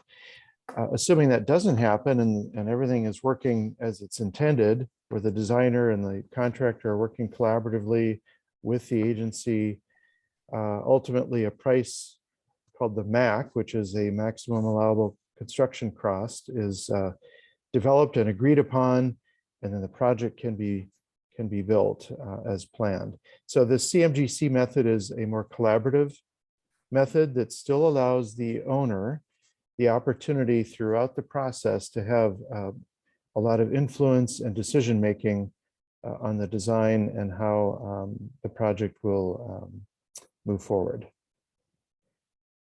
Next, we'll look at design build. And here's Steve, where I'll turn it over to you if you want to briefly introduce yourself and then design build.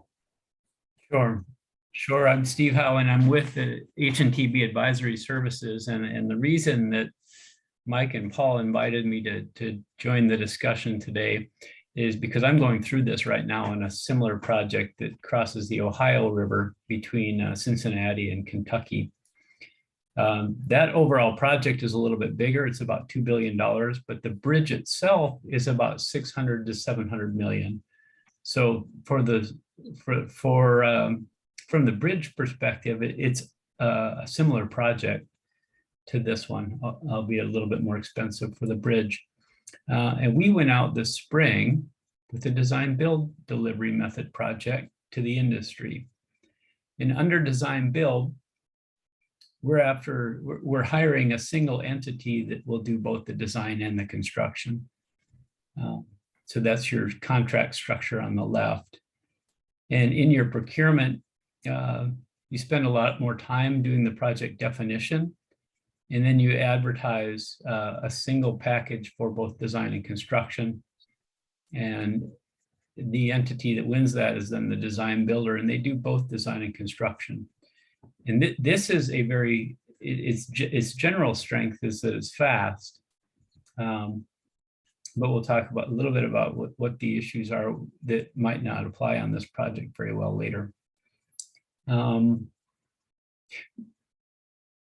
Let's go to the next one. The next one we want to talk about is progressive design build. And interestingly enough, we started off on the Brent Spence Bridge in Ohio as a design build, like I just recently went, or just previously went over. And it changed after industry input. We found out that we may not have 2 interested contractors. We were hoping we'd have a lot more than 2, but we did. We met with the industry in early June. We met with 8 contractors that we thought might be candidates for building that job. And we came away from those meetings thinking that we had 1 team for sure, and maybe another team, which made us uncomfortable. So we went back out to the industry and asked them if they would be more interested if we went out as a progressive design build. The way a progressive design build works, it combines the 2 strengths of CMGC and design build. The contract structure is between the agency and a design builder, which is similar to design build. But the procurement process follows something that's very similar to CMGC, where you bring on a single entity early on in the process, usually before the NEPA document is even complete. And that team then does the design and construction. The designer is on the same team as the constructor, but during this early design phase, they're actually still following your input as far as what you want for the design. And similar to CMGC, once you get to a certain stage of design, you then negotiate that price with the contractor or with the design build contractor. And if you can come to an agreement on price, you go to construction. If you cannot, you have the off-ramp that Paul mentioned on CMGC, and you can go to the open market or otherwise procure the project in a different manner. Okay, thanks, Steve. And then we'll go to the next delivery method that we'll look at, and this is the public-private partnership, also known as PPP or P3. This is one where, if you look on the left side, the agency has 1 contract, and that's with the P3 developer. And depending on the range of services that the P3 developer is going to provide, it could include a finance component if they're bringing their own debt or equity type private financing to the deal.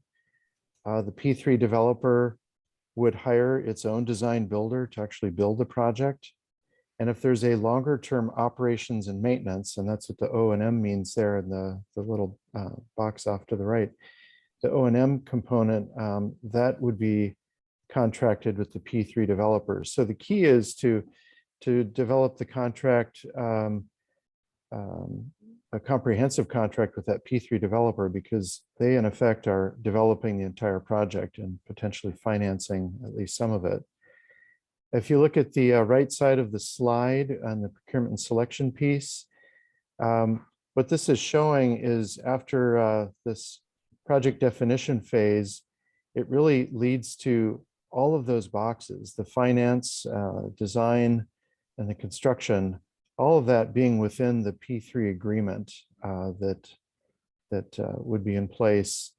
And depending on whether O&M is a part of it, it could extend the overall timeline that contractor entity would be on board, 30, 40, 50 years in some cases on other projects. So it's another option that we'll be looking at. And so that's the 5 different methods that we intend to look more carefully out over the next few months. Here's an overview of our schedule. So what we're planning to do is between now and mid-October to engage with potential contractors, like Steve mentioned from that Brent Spence example, and others where we know there's varying degrees of awareness out there. We want to get the word out and identify contractors we think are likely to be interested in pursuing this project, to encourage them to participate with us in either one-on-one meetings or in a combined meeting in mid-October, where it's an opportunity to inform them about the project and also hear from them. Like Steve mentioned in the Brent Spence case, they heard a lot from contractors, and that led to some different thinking on how they would deliver their project. But we want that input now as we sort through the different options. By doing that in October, by the end of October, what we would plan to do is have an initial delivery methods workshop with you where we can synthesize what we heard from the contractors and some additional detail that we've developed regarding each of the delivery methods. Get your feedback and your questions, and then by the end of November, we would have evaluated all those options, developed a series of recommendations and a report that we'd come back to you at the December 12th meeting and present to you our findings and our recommendation on how to deliver this project. So that is an overview of what we plan to do and the 5 different types of delivery methods. In my view, this is the right thing to do. One could maybe try and shortcut some of this by saying, we don't need to look at this particular option. But with that said, as we go forward with grants, a number of the grants are going to want to know, how did you arrive at your decision process for going forward? This will be one of those documents that justifies why we picked what we picked, whatever we picked. So. And would potentially, I know that one of the presenters said something about, well, we thought we might have 8 people, we ended up with 1.5. And if we go out and we have these 5 methods, and one of the methods, no one says they are going to even touch at all, then we would say, okay, well, we may just say no to that one because there's no one that's going to do that. Yep. Ahead of time. And Okay. that's exactly why we want to do that outreach, is to see. Okay. So the idea is by early December, we've picked which way we're going. Yeah. And we're not going to look back. We just keep going then from that point forward. And I think that's very key, right? Is that in December, we make that decision and we do everything we can to start moving in that direction. And advancing that decision. Okay, any questions from the audience? Jake, anything? Okay, let's keep going. The next one is geotechnical work amendment. There's going to be 2 amendments that are, you want to go the other way? Okay, there's going to be 2 amendments that we need to consider, and basically it's to push some more work onto HNTB and accelerate the schedule. We've got the money. We can either go out competitively for this, or we can assign it to them. We've got methods in place to make sure that it's a fair deal. And we'll talk about that, but there's 2 topics here that we want to address and consider going forward with. After today, on Wednesday, we're going to provide, and Commissioner Fox is probably going to talk about this a little more in detail, but after this, we'll provide a scope, fee, and schedule for the bi-state working group to take a look at. There's an independent firm that's going to take a look at it to then go into to the Port Commission for recommendations. So yeah, we didn't provide that now. We wanted to give you an overview of what we were proposing to do, and then let you digest the scope and fee and budget for that, and then answer any questions. So what we've done earlier this afternoon, Kevin and I were on the phone with ARIP. They're the folks that did the independent cost estimate of HNTV's bid. They're ready to go to act in that same manner with these two scopes of work. Okay, I'll jump right in because I realize we've got not that much time left. Catherine Hovell, I'm the project engineer on this project, and I'm also going to be covering our geotechnical lead's role today. He had to be out at a conference all day. And so I'll have 2 different topics, just general engineering advancement and our plan or path for moving the design forward, and then the geotext specifically. So a couple slides here. You know, we all like to think that engineering is a nice linear process. It goes from 0, we get to 100% design, right? You know, that's how you do anything. You start at the beginning, you get to the end. And what we don't always think about, what goes alongside both that engineering, is both risk of unknowns and opportunity for innovation. So when we start a project, there's a lot of things that are totally unknown. And as we develop the project, we're going to start to understand more and more. And as we make decisions, our opportunities start to decrease, right? We make a decision, okay, that's taken out an opportunity to do something else. So in reality, design is not a linear process. We go forwards and backwards in a bit of circles as we make decisions and realize, let's bring this other option in.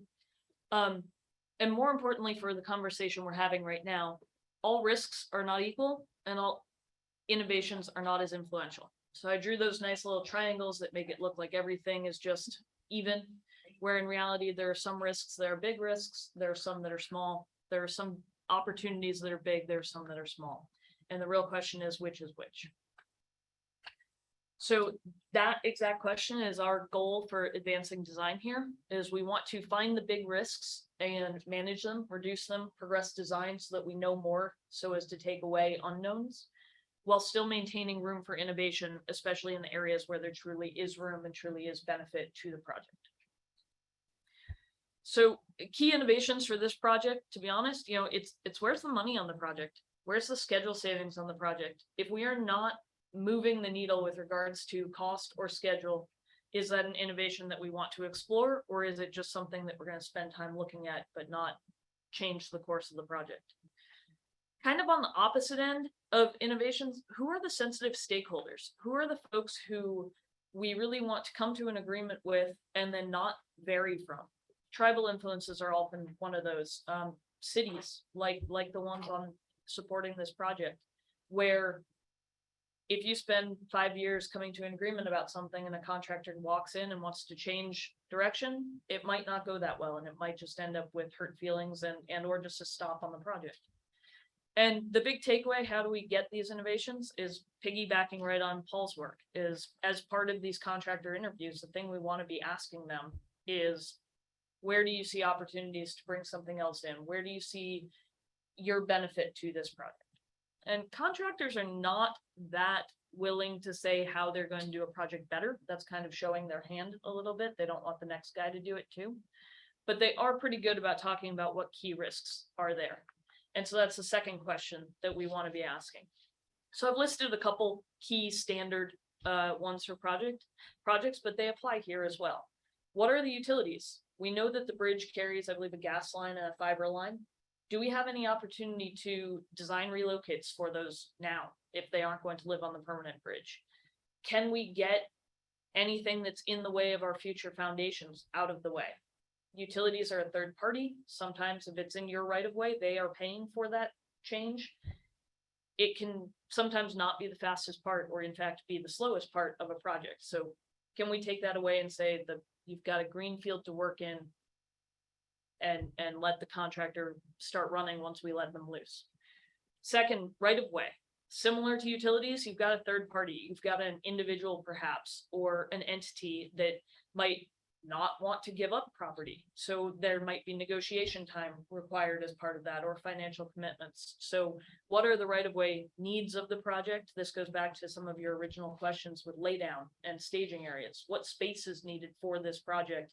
And do you own it or have a path to owning it? And then stakeholders, which I kind of said on the innovation side, who has the ability to influence this project, or even that we need approvals of, and making sure that we have them on board, that we've addressed their concerns, that we know what they are and have planned our design to satisfy those needs, so that by the time we are up and rolling, they're cheering alongside of us moving forward. So I've listed a handful of design advancements that we are digging in on, that we would want to move to help change these needle movers. So one is the geotechnical boring study. Basically understand what's in the ground. I'm going to talk about that in a little more detail in about 4 minutes. The second, locking in the profile and alignment. Making sure we know where we're touching down at both ends, that we know the clearance for Coast Guard purposes.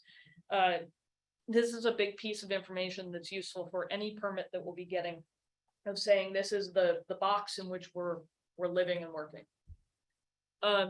And this is we've talked sometimes in this, or y'all have talked, I've listened to talking about, 30% design or 60%, and sometimes those numbers don't mean that much, but I think the biggest piece to take away is that the entire project will not have one singular percentage of complete.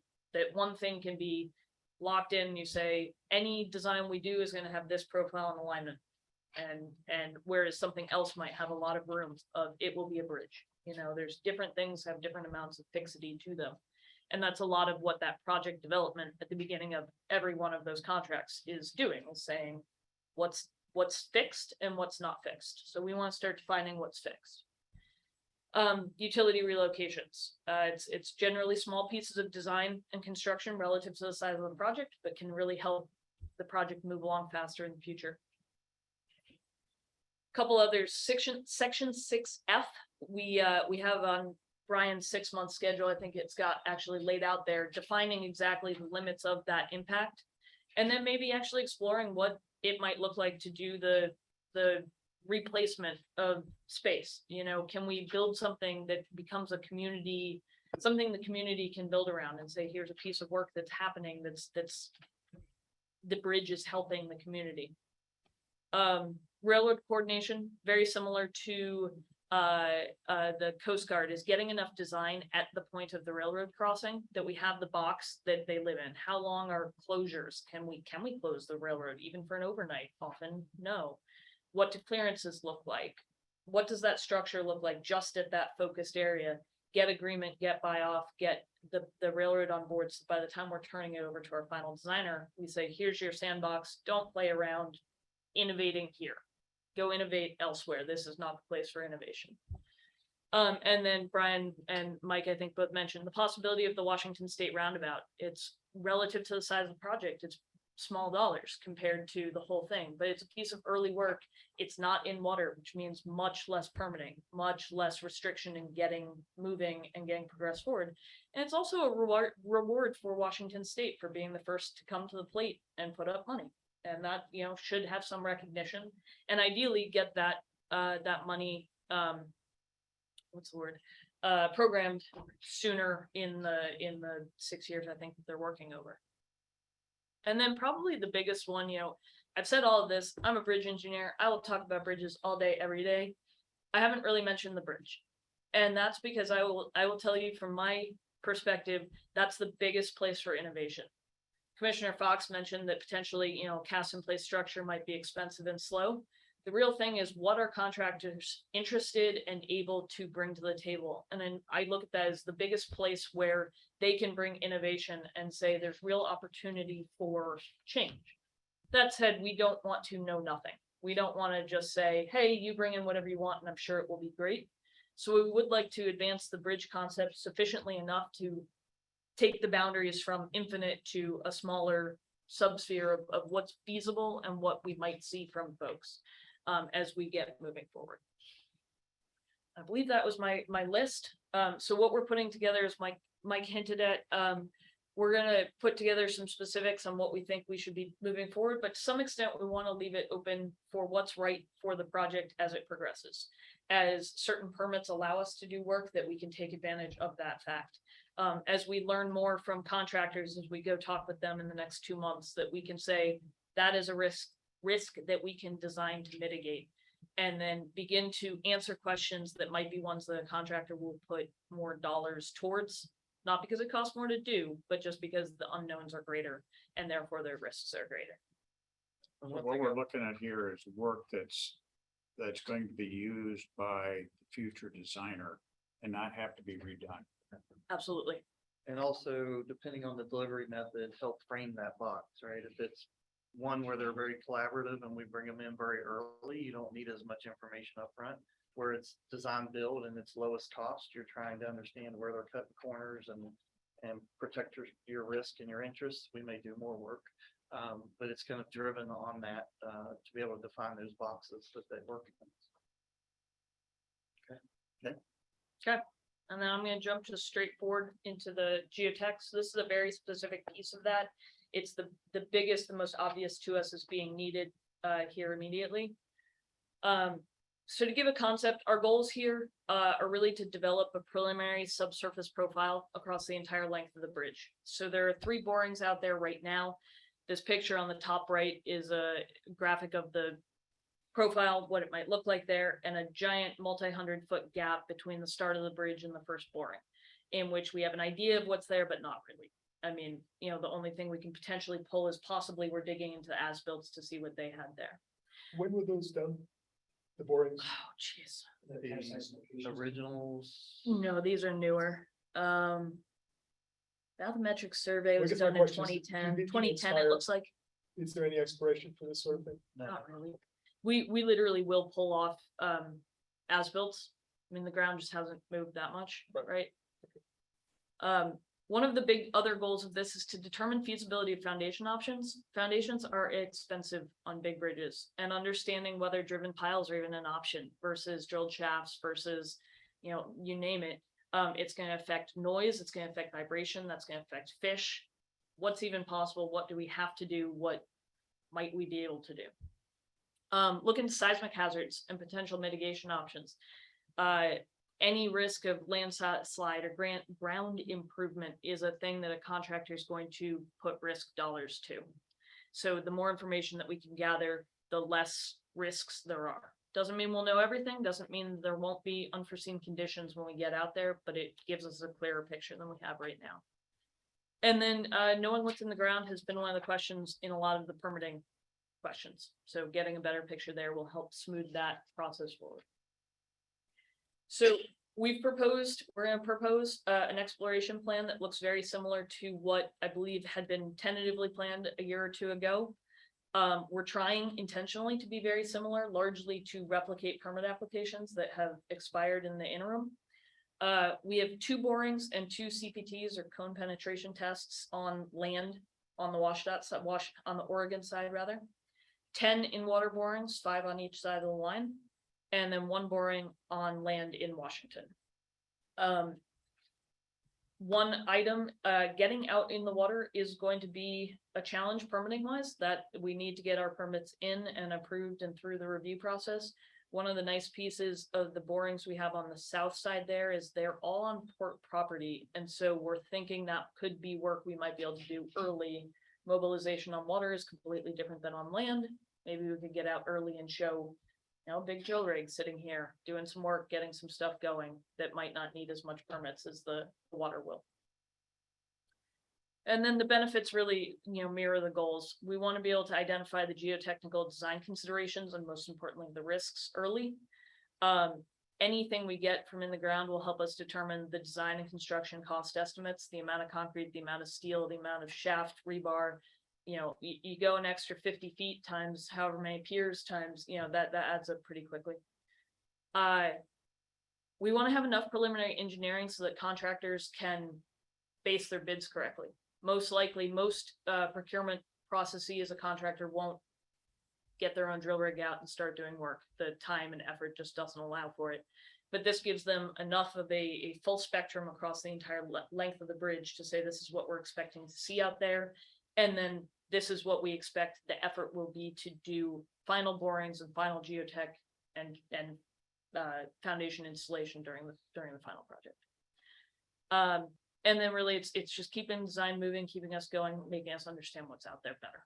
So what I would expect, assuming that you go ahead with this, once it's done, you know, you're going to use this for input into the RFP and so on for design. But I also would expect that you would take a look at the estimate and the assumed foundations and the methodology in the estimate. Absolutely. With the new information, instead of just 2 borings, now you have a whole bunch more. How good is the estimate? Absolutely.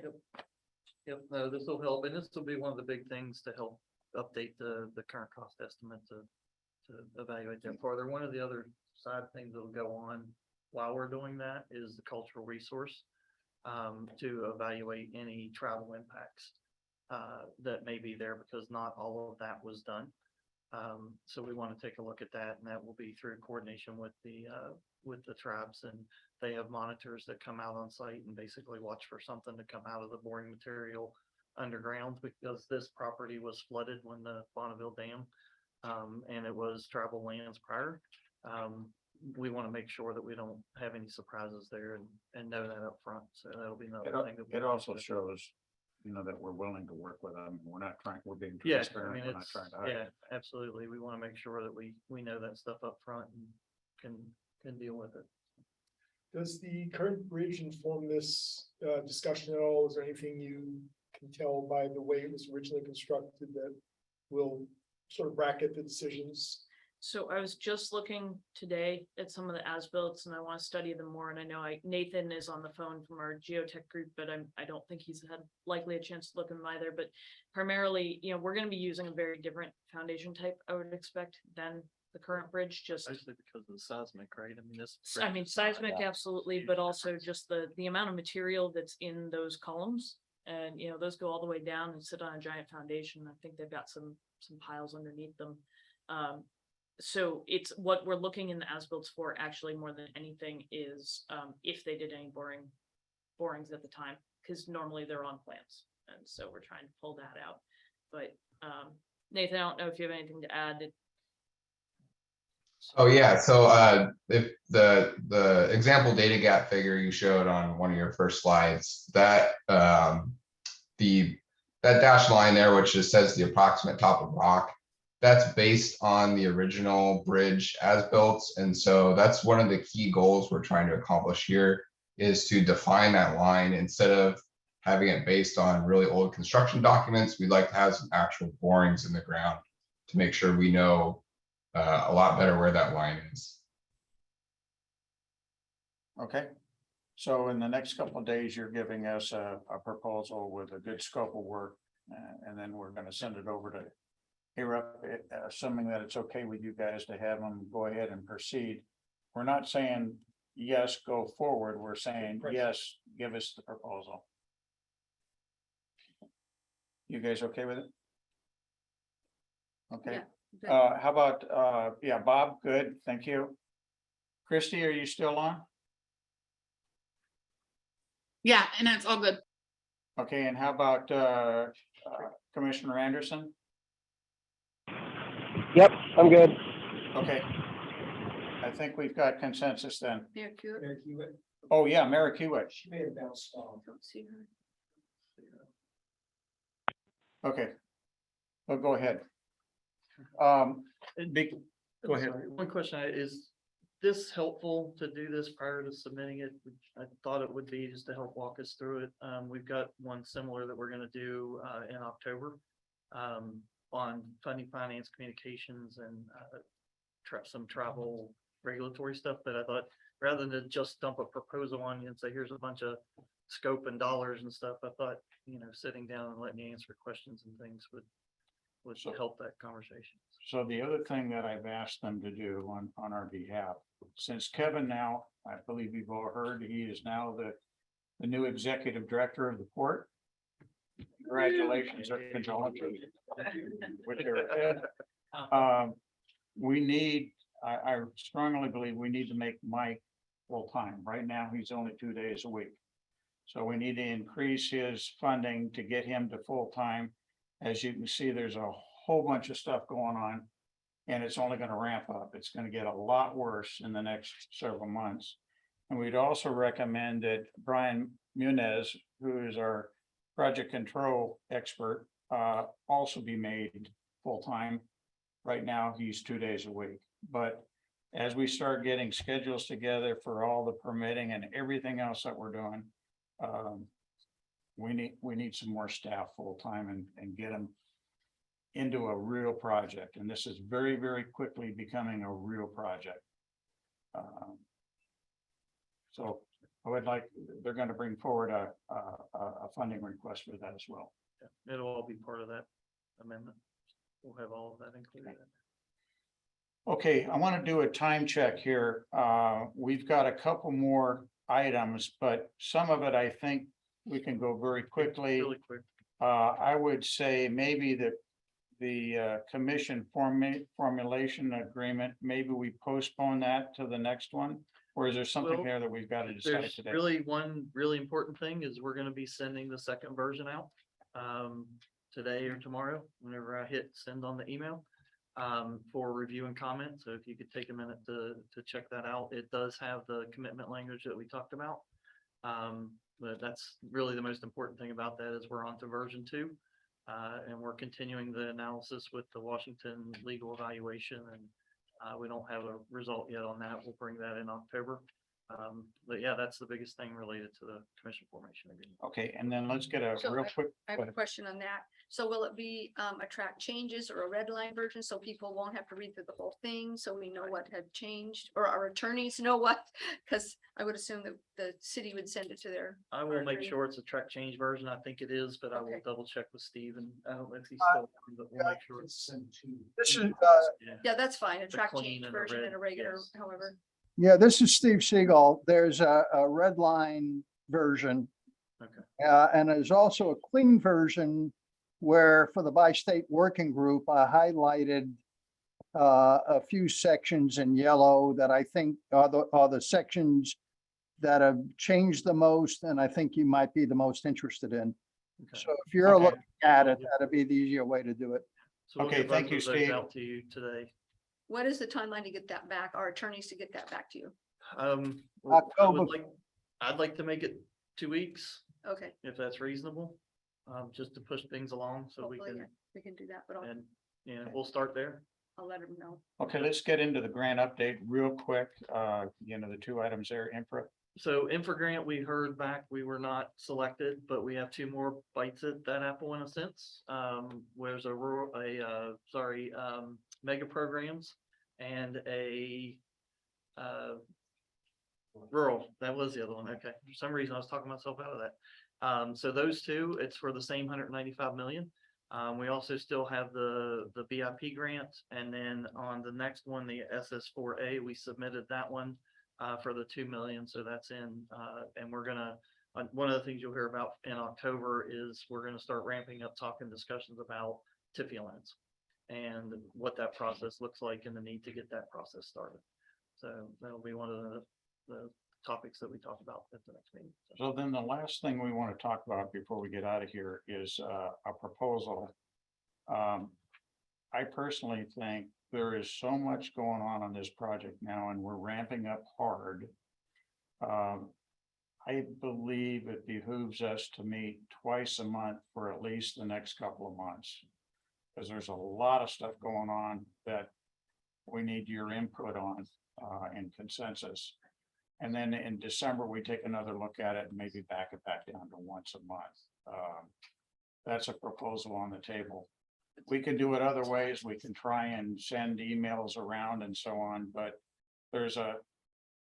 I think there's some power in having these discussions, getting your opinions into it. So, and what that would do is add 2 meetings. It's an October 3rd meeting, where that will be the meeting for you to take action on Amendment 1 that we just talked about, and whether or not what to recommend to the port on the 4th. And then a second meeting, October 31st, which would be taking action on the 2nd Amendment, which we will present on the 17th. So it's really adding 2 meetings to us. And that gets us through these 2 amendments. It gets us moving with a big effort to advance things. So yes, it does, but we'll have a good Christmas card. It'll all be done and we'll be ready to go. But that was our proposal, was So to add the 3rd and the 31st are the new meetings? the 3rd and the 31st. Yeah, and those were timed around the currently scheduled port commission meetings.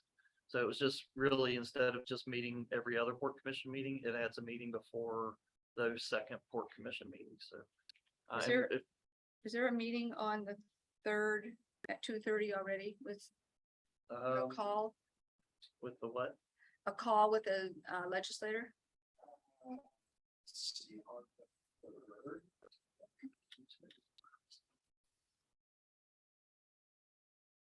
Yes.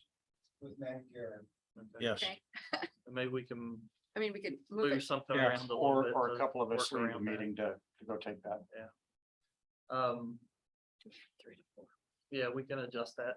That meeting will be a little shorter. There won't be any presentations, so we could maybe even do that like 3 to 4 or outside of the meeting with the legislator. But if you're okay with that, I'll get the invites sent out to everyone and get them all scheduled on everyone's calendars for the rest of the year. And then going forward, what I'm gonna try to do is every quarter, set the quarter.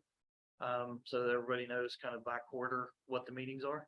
I don't want to go too much farther than that just because it's kind of hard to predict that far out, but at least in every quarter, at least in every quarter, people will have an idea.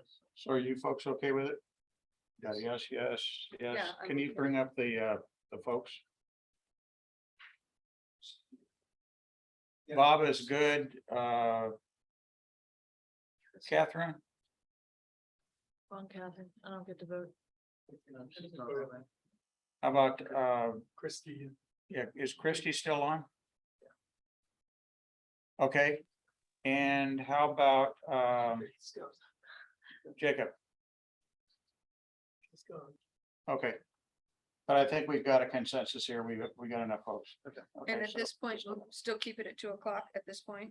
Yeah, I was gonna do them at 2 to 4, and unless we have to, I'll make the adjustment for the one on the third. but Okay with you guys? Outside of that, it'll be 2 to 4, unless you Okay. want to change it. Okay, All right. other items we need to talk about today? Do we want to do a quick actions summary real quick? Please.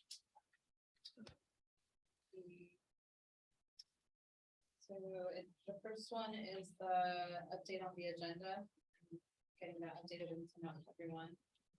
And then changing the Washington DC trip to the first week of December. Question on that? First week of December, so week of 12/5, not the week of 11/28. I received that question.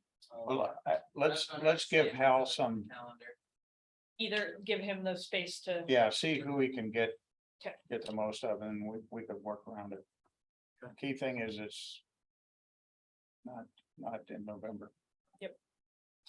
Okay. Another one was converting the meeting list to have guys to working group sign up for meeting dates. And then. see what else. Schedule a meeting with Yep. Christy, Marla and Kate, just to kind of get Yep. the October 14th, moving. October 15th. Yeah, I'm gonna send you Jessica Bull, who's on here with JLA, her contact information to you. She's gonna help to facilitate getting boards and things like that, however she can help. She's Okay. with our communications team. Okay. And then other than that, just the proposal that agencies gonna send out. Okay. Any other items, folks? Looking, Bob, you okay? All right, we are adjourned. Thank you. Thank you.